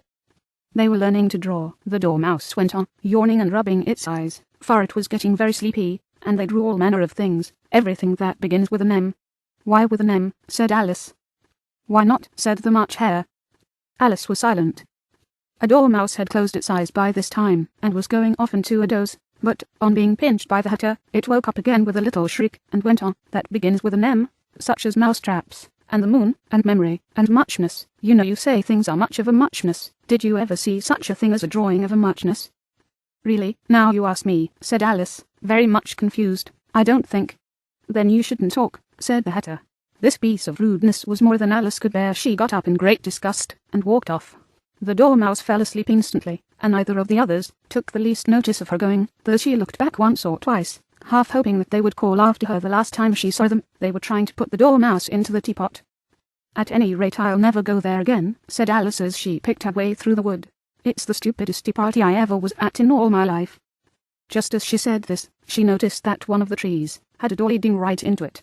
That's very curious, she thought, but everything's curious today. I think I may as well go in at once. And in she went. Once more she found herself in the long hall, and close to the little glass table. Now, I'll manage better this time, she said to herself, and began by taking a little golden key and unlocking the door that led into the garden.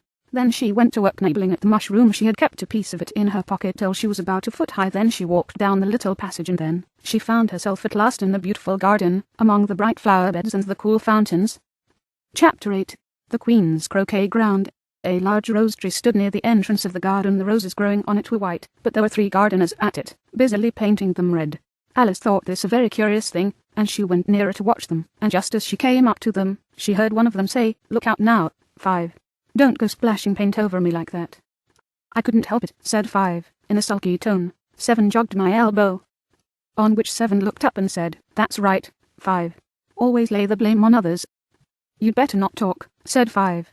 "I heard the Queen say only yesterday you deserved to be beheaded." "What for?" said the one who had spoken first. "That's none of your business, 2, said 7. "Yes, it is his business," said 5, "and I'll tell him. It was for bringing the cooked tulip roots instead of onions." 7 flung down his brush, and had just begun well, of all the unjust things, when his eye chanced to fall upon Alice, as she stood watching them, and he checked himself suddenly. The others looked round also, and all of them bowed low. "Would you tell me," said Alice, a little timidly, "why you are painting those roses?" 5 and 7 said nothing, but looked at 2. 2 began in a low voice, "Why, the fact is, you see, miss, this here ought to have been a red rose tree, and we put a white one in by mistake, and if the Queen was to find it out, we should all have our heads cut off, you know. So you see, miss, we're doing our best, afore she comes." 2. At this moment 5, who had been anxiously looking across the garden, called out, the Queen, and the 3 gardeners instantly threw themselves flat upon their faces. There was a sound of many footsteps, and Alice looked round, eager to see the Queen. First came 10 soldiers carrying clumps. These were all shaped like the 3 gardeners, oblong and flat, with their hands and feet at the corners next the 10 courtiers. These were ornamented all over with diamonds, and walked 2 and 2, as the soldiers did. After these came the royal children. There were 10 of them, and the little dears came jumping merrily along hand in hand. In couples they were all ornamented with hearts. Next came the guests, mostly kings and queens, and among them Alice recognized the white rabbit. It was talking in a hurried, nervous manner, smiling at everything that was said, and went by without noticing her. Then followed the knave of hearts, carrying the king's crown on a crimson velvet cushion, and, last of all this grand procession, came the king and queen of hearts. Alice was rather doubtful whether she ought not to lie down on her face like the 3 gardeners, but she could not remember ever having heard of such a rule at processions, and besides, what would be the use of a procession, thought she, if people had all to lie down upon their faces, so that they couldn't see it. So she stood still where she was, and waited. When the procession came opposite to Alice, they all stopped and looked at her, and the Queen said severely, "Who is this?" She said it to the knave of hearts, who only bowed and smiled in reply. "Idiot," said the Queen, tossing her head impatiently, and, turning to Alice, she went on, "What's your name, child?" "My name is Alice, so please your Majesty," said Alice very politely, but she added, to herself, "Why, they're only a pack of cards, after all. I needn't be afraid of them."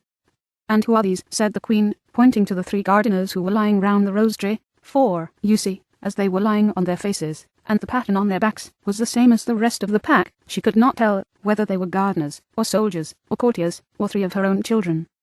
"How should I know?" said Alice, surprised at her own courage. "It's no business of mine." The Queen turned crimson with fury, and, after glaring at her for a moment like a wild beast, screamed off with her head. "Off? Nonsense," said Alice, very loudly and decidedly, and the Queen was silent. The King laid his hand upon her arm, and timidly said, "Consider, my dear, she's only a child." The Queen turned angrily away from him, and said to the knave, "Turn them over." The knave did so, very carefully, with 1 foot. "Get up," said the Queen, in a shrill, loud voice, and the 3 gardeners instantly jumped up, and began bowing to the King, the Queen, the royal children, and everybody else. "Leave off that," screamed the Queen. "You make me giddy." And then, turning to the rose tree, she went on, "What have you been doing here?" "May it please your Majesty," said 2, in a very humble tone, going down on one knee as he spoke, "we were trying—" "See," said the Queen, who had meanwhile been examining the roses. Off with their heads, and the procession moved on, 3 of the soldiers remaining behind to execute the unfortunate gardeners, who ran to Alice for protection. "You shan't be beheaded," said Alice, and she put them into a large flower pot that stood near. The 3 soldiers wandered about for a minute or 2, looking for them, and then quietly marched off after the others. "Are their heads off?" shouted the Queen. "Their heads are gone, if it please your Majesty," the soldiers shouted in reply. "That's right," shouted the Queen. "Can you play croquet?" The soldiers were silent, and looked at Alice, as the question was evidently meant for her. "Yes," shouted Alice.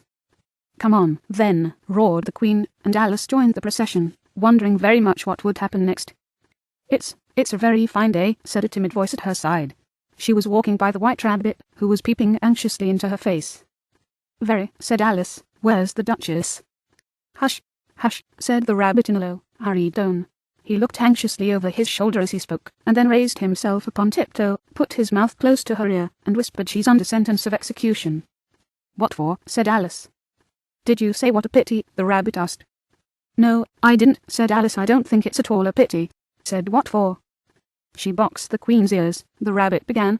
Alice gave a little scream of laughter. "Oh, hush," the rabbit whispered in a frightened tone. "The Queen will hear you. You see, she came rather late, and the Queen said—" "Get to your places," shouted the Queen in a voice of thunder, and people began running about in all directions, tumbling up against each other. However, they got settled down in a minute or two, and the game began. Alice thought she had never seen such a curious croquet ground in her life. It was all ridges and furrows. The balls were live hedgehogs, the mallets live flamingos, and the soldiers had to double themselves up and to stand on their hands and feet to make the arches. The chief difficulty Alice found at first was in managing her flamingo. She succeeded in getting its body tucked away comfortably enough under her arm, with its legs hanging down, but generally, just as she had got its neck nicely straightened out and was going to give the hedgehog a blow with its head, it would twist itself round and look up in her face with such a puzzled expression that she could not help bursting out laughing, and when she had got its head down and was going to begin again, it was very provoking to find that the hedgehog had unrolled itself and was in the act of crawling away. Besides all this, there was generally a ridge or furrow in the way wherever she wanted to send the hedgehog to, and as the doubled-up soldiers were always getting up and walking off to other parts of the ground, Alice soon came to the conclusion that it was a very difficult game indeed. The players all played at once without waiting for turns, quarrelling all the while and fighting for the hedgehogs, and in a very short time the Queen was in a furious passion and went stamping about and shouting "Off with his head," or "Off with her head," about once in a minute.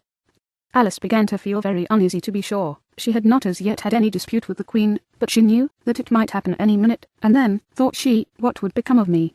They're dreadfully fond of beheading people here. The great wonder is that there's anyone left alive.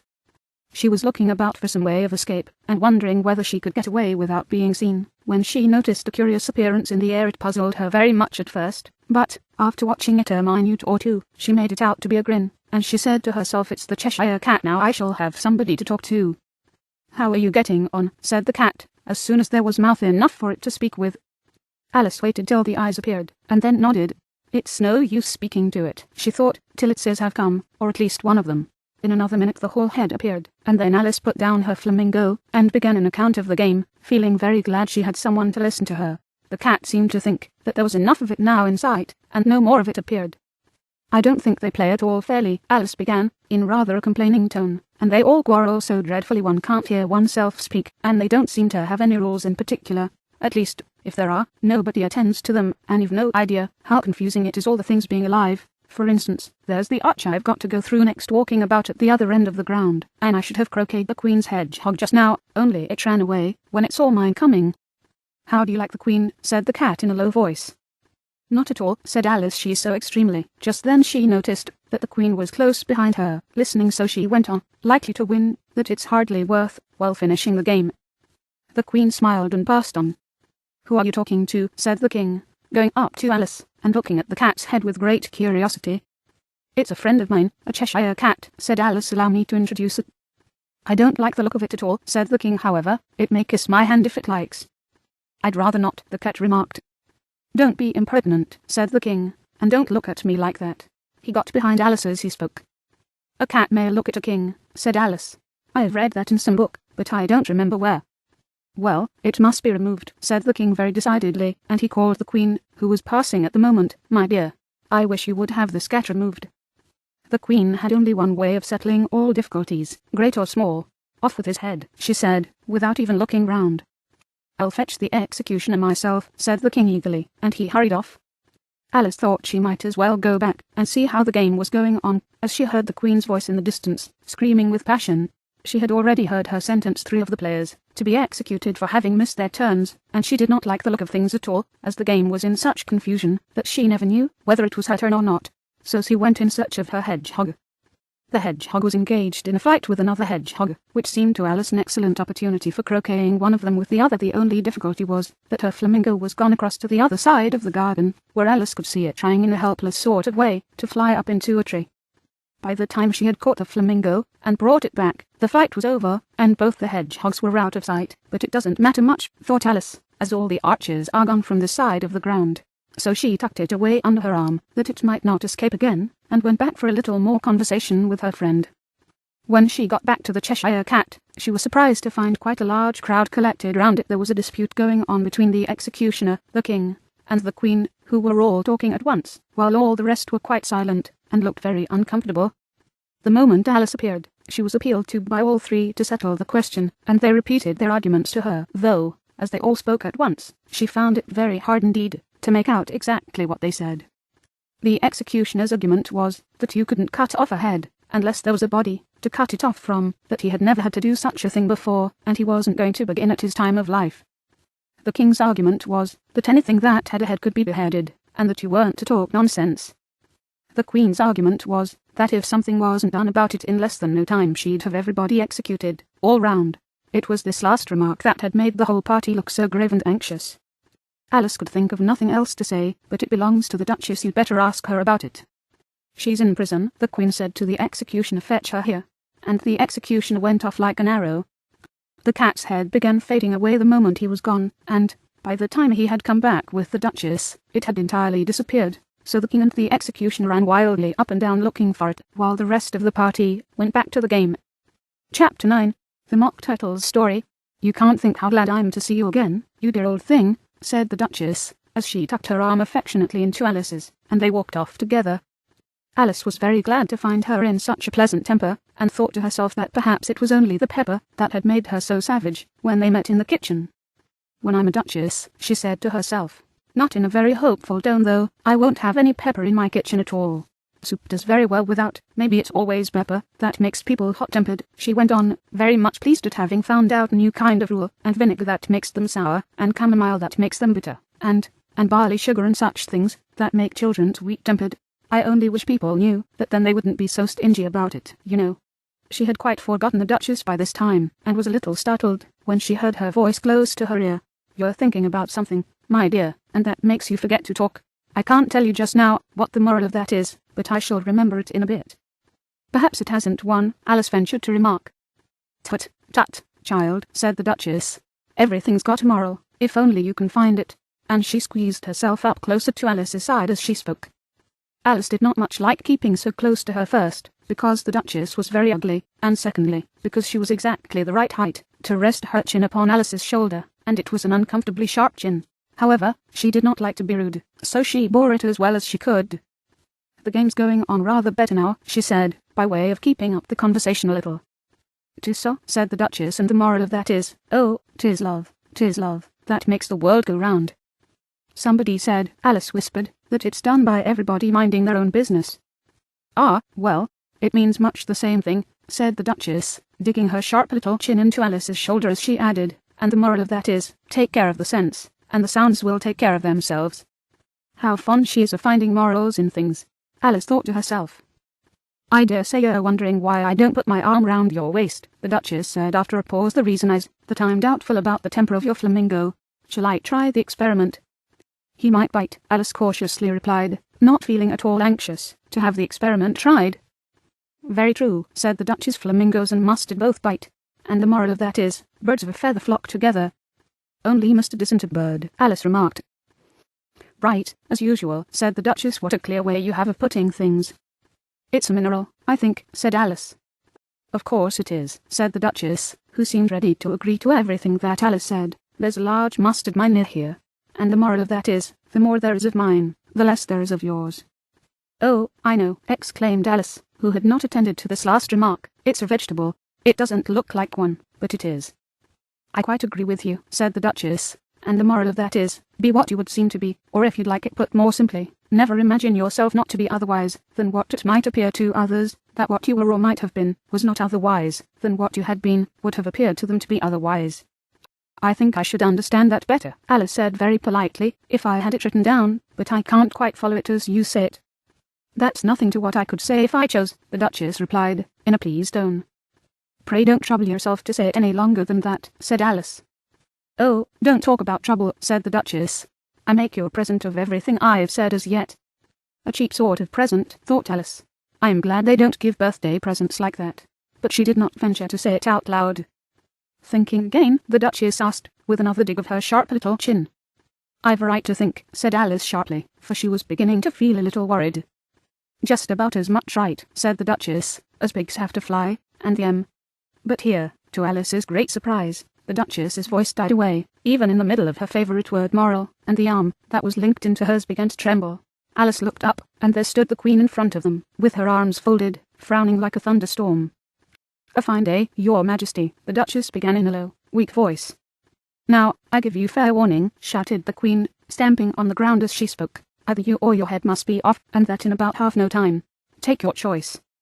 The Duchess took her choice, and was gone in a moment. "Let's go on with the game," the Queen said to Alice, and Alice was too much frightened to say a word, but slowly followed her back to the croquet ground.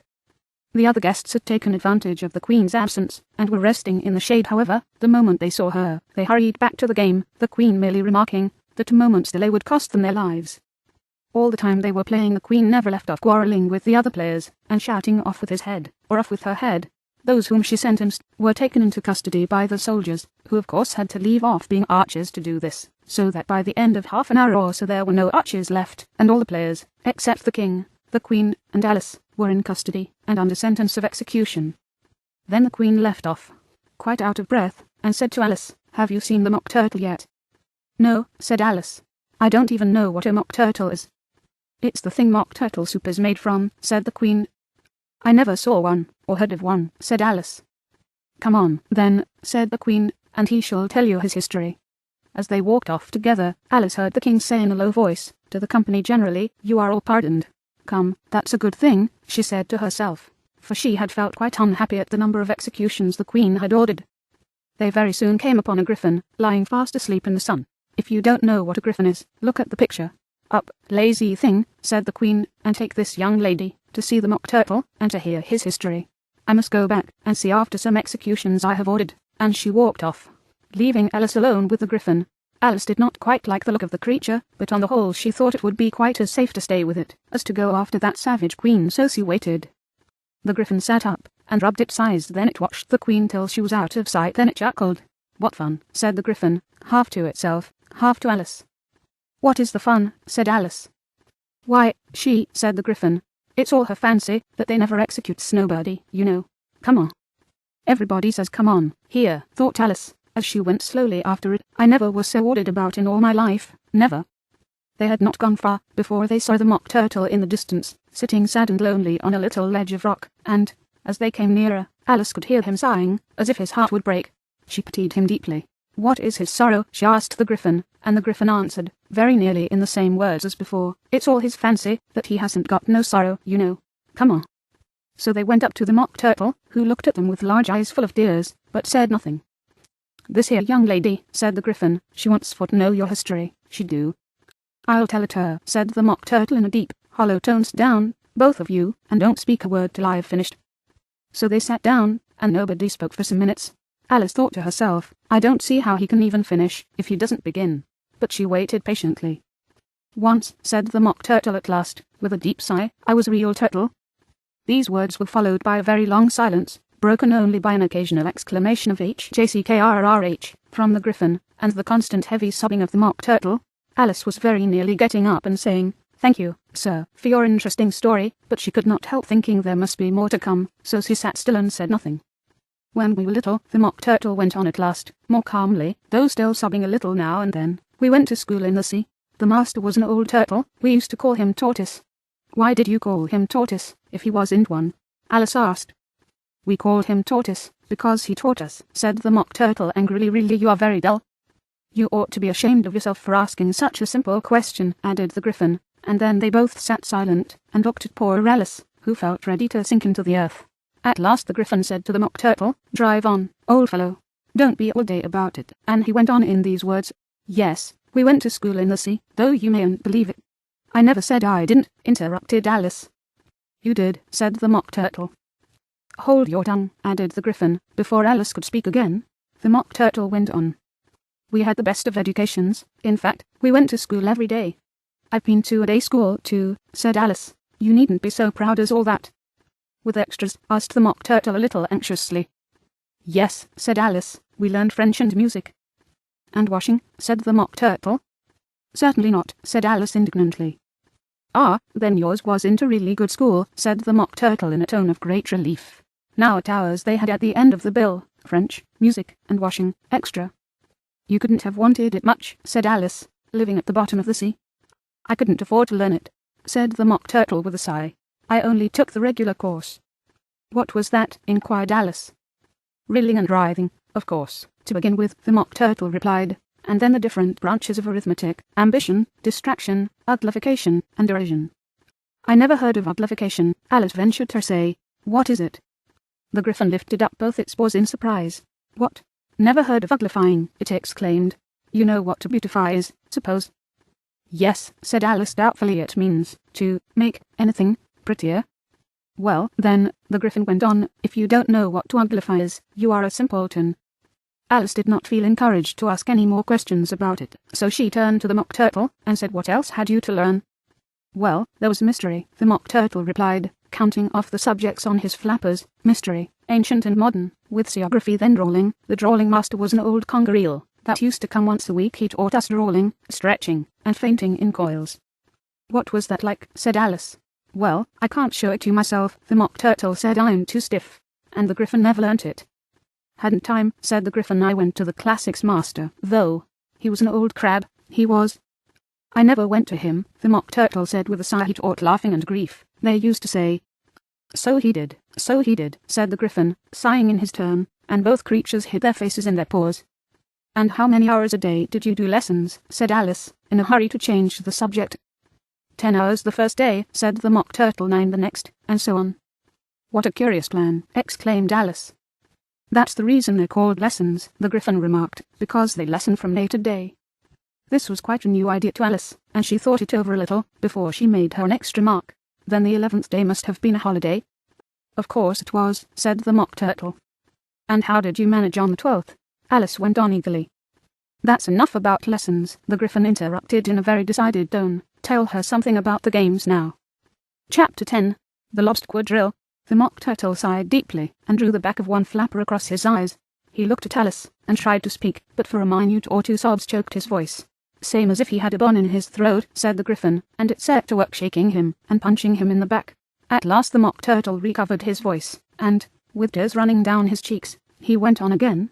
"You may not have lived much under the sea." "I haven't," said Alice, "and perhaps you were never even introduced to lobster." Alice began to say, "I once tasted," but checked herself hastily, and said, "No, never, so you can have no idea what a delightful thing a lobster quadrille is."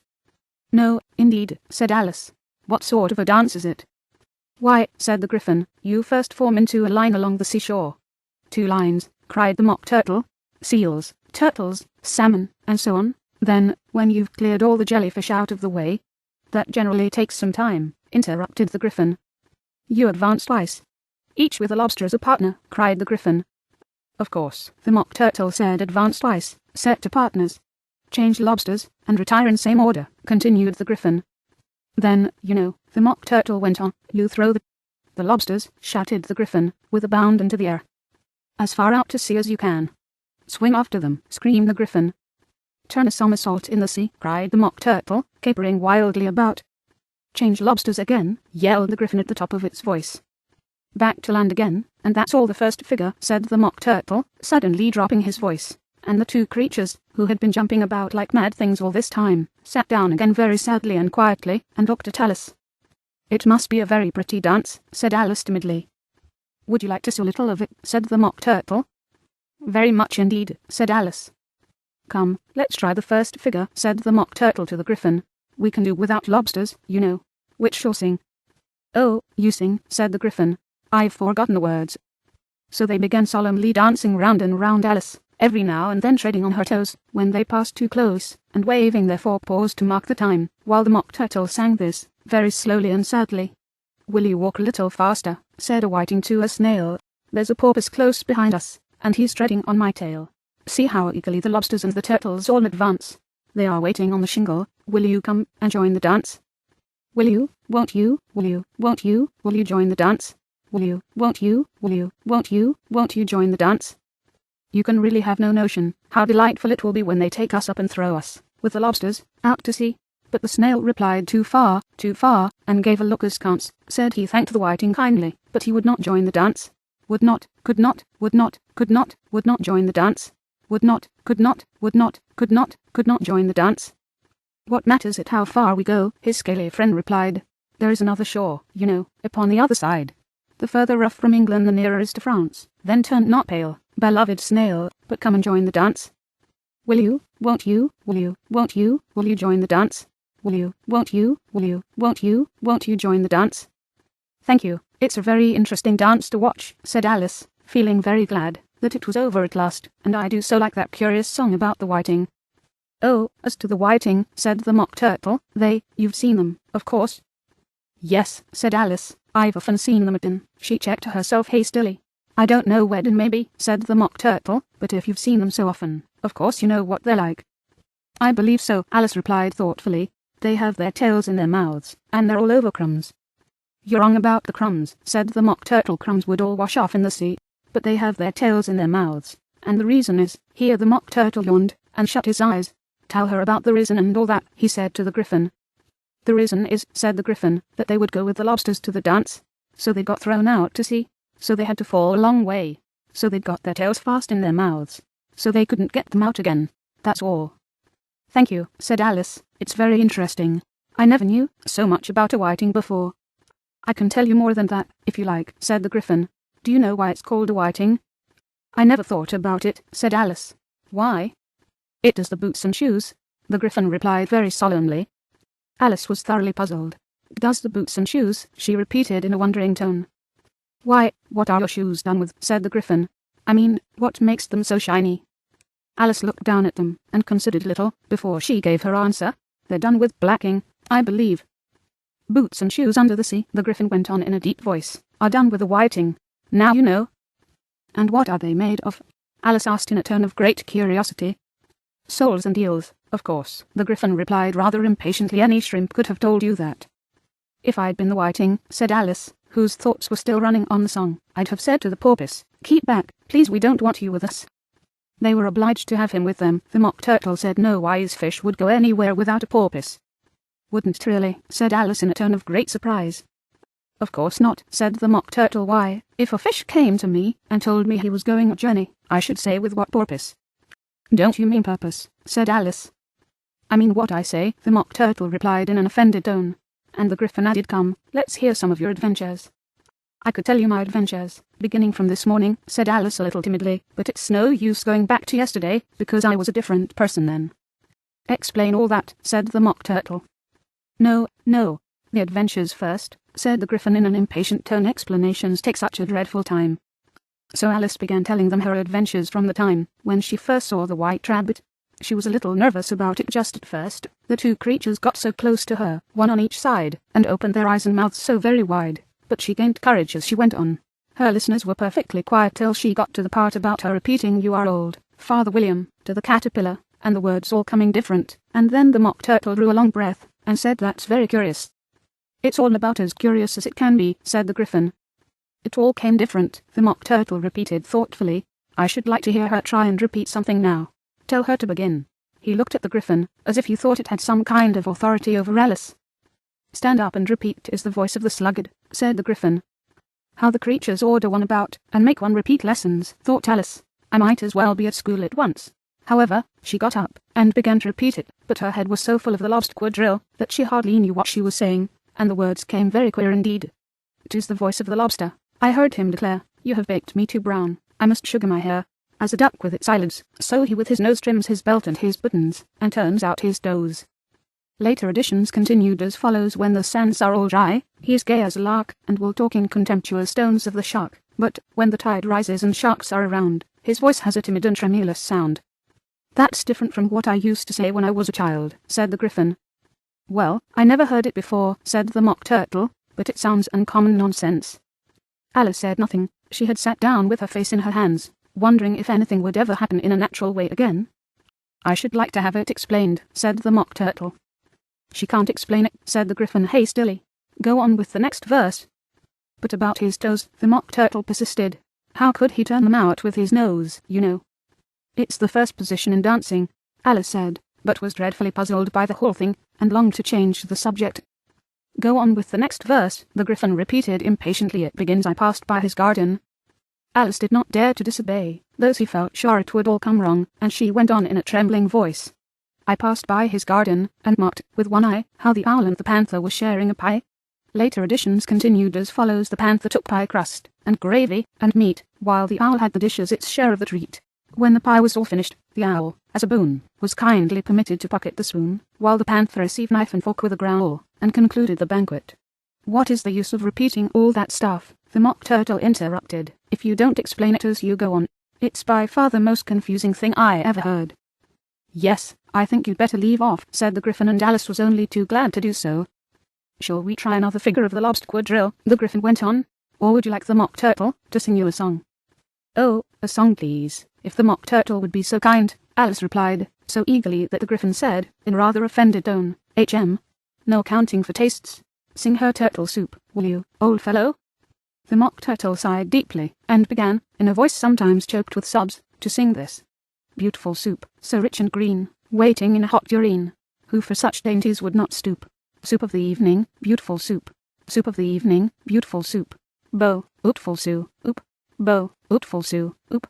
Soo, oop of the evening, beautiful, beautiful soup. Beautiful soup. Who cares for fish, game, or any other dish? Who would not give all else for 2 pennyworth only of beautiful soup? Pennyworth only of beautiful soup. Bo, ootful soo, oop. Bo, ootful soo, oop. Soo, oop of the evening, beautiful, boaty, full soup. Chorus again, cried the Gryphon, and the Mock Turtle had just begun to repeat it, when a cry of the trial's beginning was heard in the distance. Come on, cried the Gryphon, and, taking Alice by the hand, it hurried off, without waiting for the end of the song. What trial is it? Alice panted as she ran, but the Gryphon only answered come on, and ran the faster, while more and more faintly came, carried on the breeze that followed them, the melancholy words. Soo, oop of the evening, beautiful, beautiful soup. Chapter 11. Who stole the tuts? The King and Queen of Hearts were seated on their throne when they arrived, with a great crowd assembled about them, all sorts of little birds and beasts, as well as the whole pack of cards. The knave was standing before them, in chains, with a soldier on each side to guard him, and near the king was the White Rabbit, with a trumpet in one hand, and a scroll of parchment in the other. In the very middle of the court was a table, with a large dish of tarts upon it. They looked so good, that it made Alice quite hungry to look at them. I wish they'd get the trial done, she thought, and hand round the refreshments. But there seemed to be no chance of this, so she began looking at everything about her, to pass away the time. Alice had never been in a court of justice before, but she had read about them in books, and she was quite pleased to find that she knew the name of nearly everything there. That's the judge, she said to herself, because of his great wig. The judge, by the way, was the king, and as he wore his crown over the wig, look at the frontispiece. If you want to see how he did not look at all comfortable, and it was certainly not becoming. And that's the jury box, thought Alice. And those 12 creatures, she was obliged to say creatures, you see, because some of them were animals, and some were birds. Suppose they are the jurors. She said this last word 2 or 3 times over to herself, being rather proud of it, for she thought, and rightly too, that very few little girls of her age knew the meaning of it at all. However, jurymen would have done just as well. The 12 jurors were all writing very busily on slates. What are they doing? Alice whispered to the Gryphon. They can't have anything to put down yet, before the trial's begun. They're putting down their names, the Gryphon whispered in reply, for fear they should forget them before the end of the trial. Stupid things, Alice began in a loud, indignant voice, but she stopped hastily, for the White Rabbit cried out, silence in the court, and the king put on his spectacles and looked anxiously round, to make out who was talking. Alice could see, as well as if she were looking over their shoulders, that all the jurors were writing down stupid things, on their slates, and she could even make out that one of them didn't know how to spell stupid, and that he had to ask his neighbour to tell him. A nice muddle their slates will be in before the trial's over, thought Alice. One of the jurors had a pencil that squeaked. This, of course, Alice could not stand, and she went round the court, and got behind him, and very soon found an opportunity of taking it away. She did it so quickly that the poor little juror, it was Bill, the lizard, could not make out at all what had become of it. So, after hunting all about for it, he was obliged to write with one finger for the rest of the day, and this was of very little use, as it left no mark on the slate. Herald, read the accusation, said the king. On this the White Rabbit blew 3 blasts on the trumpet, and then unrolled the parchment scroll, and read as follows. The Queen of Hearts, she made some tarts, all on a summer day. The Knave of Hearts, he stole those tarts, and took them quite away. Consider your verdict, the king said to the jury. Not yet, the Rabbit hastily interrupted. There's a great deal to come before that. Call the first witness, said the king. and the White Rabbit blew 3 blasts on the trumpet and called out, "First witness." The first witness was the Hatter. He came in with a teacup in one hand and a piece of bread and butter in the other. "I beg pardon, Your Majesty," he began, "for bringing these in, but I hadn't quite finished my tea when I was sent for." "You ought to have finished," said the king. "When did you begin?" The Hatter looked at the March Hare, who had followed him into the court, arm in arm with the Dormouse. 14th of March, I think it was, he said. 15th, said the March Hare. 16th, added the Dormouse. "Write that down," the king said to the jury, and the jury eagerly wrote down all 3 dates on their slates, and then added them up, and reduced the answer to shillings and pence. "Take off your hat," the king said to the Hatter. "It isn't mine," said the Hatter. "Stolen," the king exclaimed, turning to the jury, who instantly made a memorandum of the fact.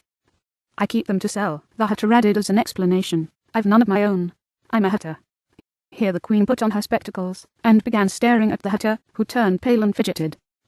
"Give your evidence," said the king, "and don't be nervous, or I'll have you executed on the spot."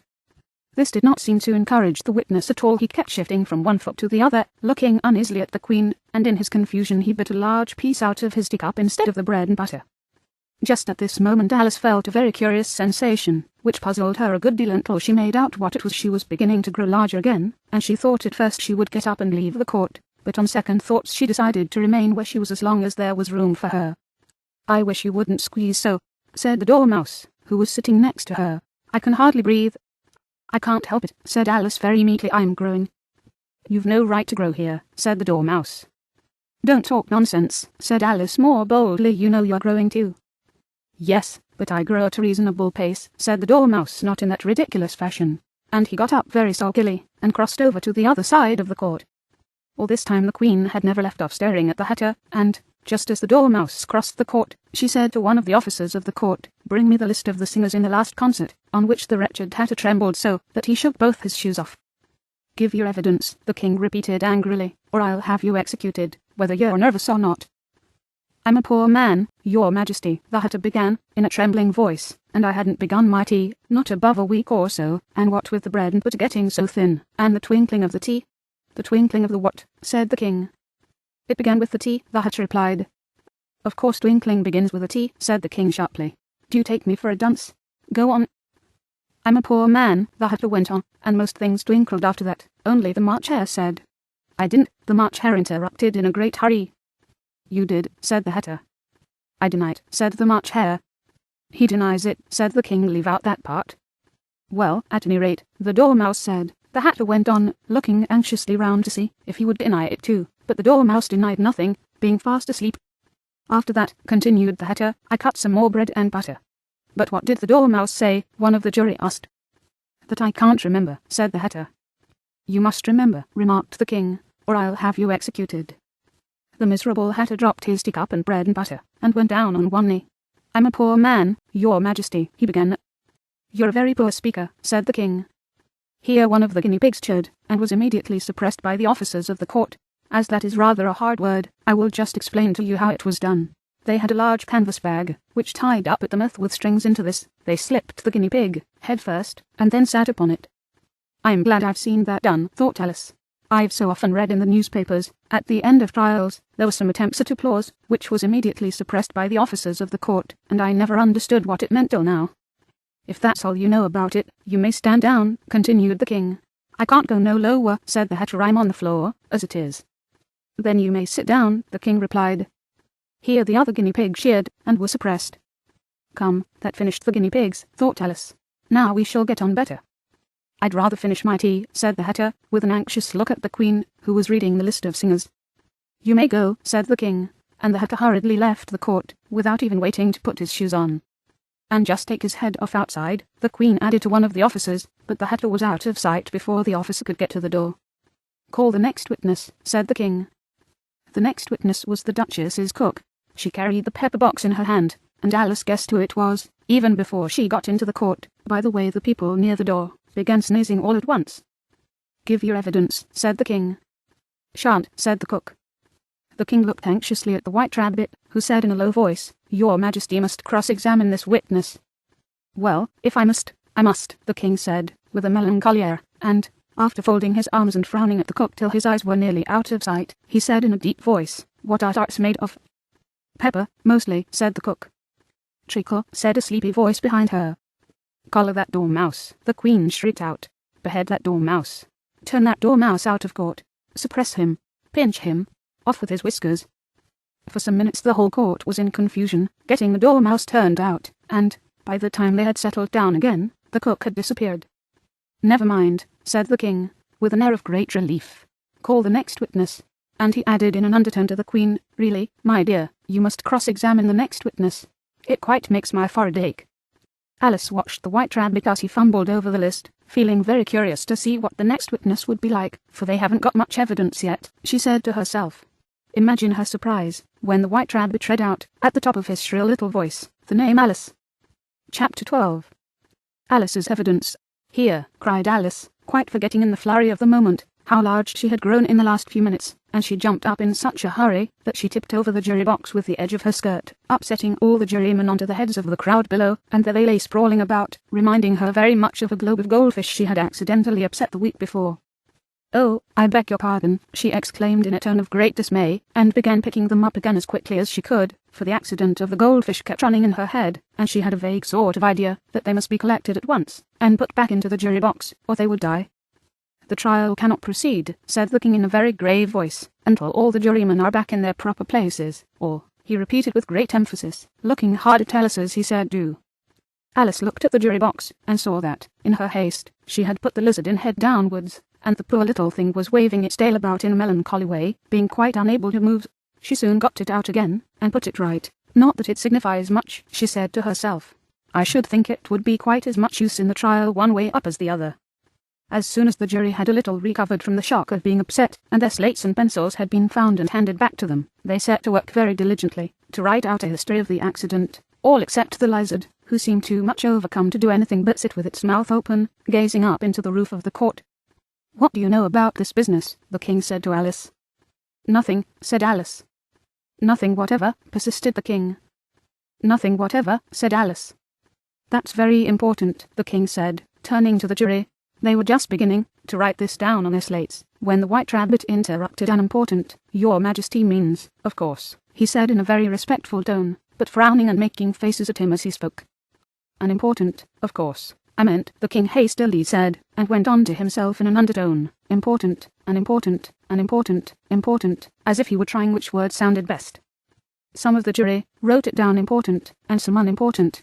Alice could see this, as she was near enough to look over their slates. But it doesn't matter a bit, she thought to herself.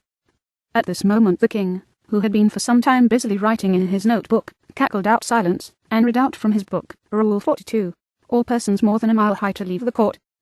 Everybody looked at Alice. I'm not a mile high, said Alice. You are, said the king. Nearly 2 miles high, added the Queen. Well, I shan't go, at any rate, said Alice. Besides, that's not a regular rule, you invented it just now. It's the oldest rule in the book, said the king. Then it ought to be number 1, said Alice. The king turned pale, and shut his notebook hastily. Consider your verdict, he said to the jury, in a low, trembling voice. There's more evidence to come yet, please your majesty, said the White Rabbit, jumping up in a great hurry. This paper has just been picked up. What's in it? Said the Queen. I haven't opened it yet, said the White Rabbit, but it seems to be a letter, written by the prisoner to somebody. It must have been that, said the king. Unless it was written to nobody, which isn't usual, you know. Who is it directed to? Said one of the jurymen. It isn't directed at all, said the White Rabbit. In fact, there's nothing written on the outside. He unfolded the paper as he spoke, and added, it isn't a letter. After all, it's a set of verses. Are they in the prisoner's handwriting? Asked another of the jurymen. No, they're not, said the White Rabbit, and that's the queerest thing about it. The jury all looked puzzled. He must have imitated somebody else's hand, said the king. The jury all brightened up again. Please your majesty, said the knave, I didn't write it, and they can't provided there's no name signed at the end. If you didn't sign it, said the king, that only makes the matter worse. You must have meant some mischief, or else you'd have signed your name like an honest man. There was a general clapping of hands at this. It was the first really clever thing the king had said that day. That proves his guilt, said the Queen. It proves nothing of the sort, said Alice. Why, you don't even know what they're about. Read them, said the king. The White Rabbit put on his spectacles. Where shall I begin, please your majesty, he asked. Begin at the beginning, the king said gravely, and go on till you come to the end, then stop. These were the verses the White Rabbit read. They told me you had been to her, and mentioned me to him. She gave me a good character, but said I could not swim. He sent them word I had not gone. We know it to be true. If she should push the matter on, what would become of you? I gave her 1. They gave him 2. You gave us 3 or more. They all returned from him to you, though they were mine before. If I or she should chance to be involved in this affair, he trusted you to set them free, exactly as we were. My notion was that you had been before she had this foot obstacle that came between him and ourselves, and it. Don't let him know she liked them best, for this must ever be a secret, kept from all the rest, between yourself and me. That's the most important piece of evidence we've heard yet, said the king, rubbing his hands. So now let the jury. If any one of them can explain it, said Alice. She had grown so large in the last few minutes that she wasn't a bit afraid of interrupting him. I'll give him 6pence. I don't believe there's an atom of meaning in it. The jury all wrote down on their slates, she doesn't believe there's an atom of meaning in it, but none of them attempted to explain the paper. If there's no meaning in it, said the king, that saves a world of trouble, you know, as we needn't try to find any. And yet I don't know, he went on, spreading out the verses on his knee, and looking at them with one eye, seemed to see some meaning in them, after all. Said I could not swim. You can't swim, can you? He added, turning to the knave. The knave shook his head sadly. Do I look like it? He said, which he certainly did not, being made entirely of cardboard. All right, so far, said the king, and he went on muttering over the verses to himself. We know it to be true. That's the jury, of course. I gave her 1. They gave him 2. Why, that must be what he did with the tuts, you know. But it goes on. They all returned from him to you, said Alice. Why, there they are, said the king triumphantly, pointing to the tuts on the table. Nothing can be clearer than that. Then again, before she had this fit, you never had fits, my dear, I think, he said to the queen. Never, said the queen furiously, throwing an inkstand at the lizard as she spoke. The unfortunate little Bill had left off writing on his slate with one finger, as he found it made no mark, but he now hastily began again, using the ink that was trickling down his face, as long as it lasted. Then the words don't fit you, said the king, looking round the court with a smile. There was a dead silence. It's a pun, the king added in an offended tone, and everybody laughed. Let the jury consider their verdict, the king said, for about the 20th time that day. No, no, said the queen. Sentence first, verdict afterwards. Stuff and nonsense, said Alice loudly. The idea of having the sentence first. Hold your tongue, said the queen, turning purple. I won't, said Alice. Off with her head, the queen shouted at the top of her voice. Nobody moved. Who cares for you, said Alice. She had grown to her full size by this time. You're nothing but a pack of cards. At this the whole pack rose up into the air, and came flying down upon her. She gave a little scream, half of fright and half of anger, and tried to beat them off, and found herself lying on the bank, with her head in the lap of her sister, who was gently brushing away some dead leaves that had fluttered down from the trees upon her face. Wake up, Alice dear, said her sister. Why, what a long sleep you've had. Oh, I've had such a curious dream, said Alice, and she told her sister, as well as she could remember them, all these strange adventures of hers, that you have just been reading about, and when she had finished, her sister kissed her, and said, It was a curious dream, dear, certainly, but now run into your tea, it's getting late. So Alice got up and ran off, thinking while she ran, as well she might, what a wonderful dream it had been. But her sister sat still just as she left her, leaning her head on her hand, watching the setting sun, and thinking of little Alice and all her wonderful adventures, till she too began dreaming after a fashion, and this was her dream.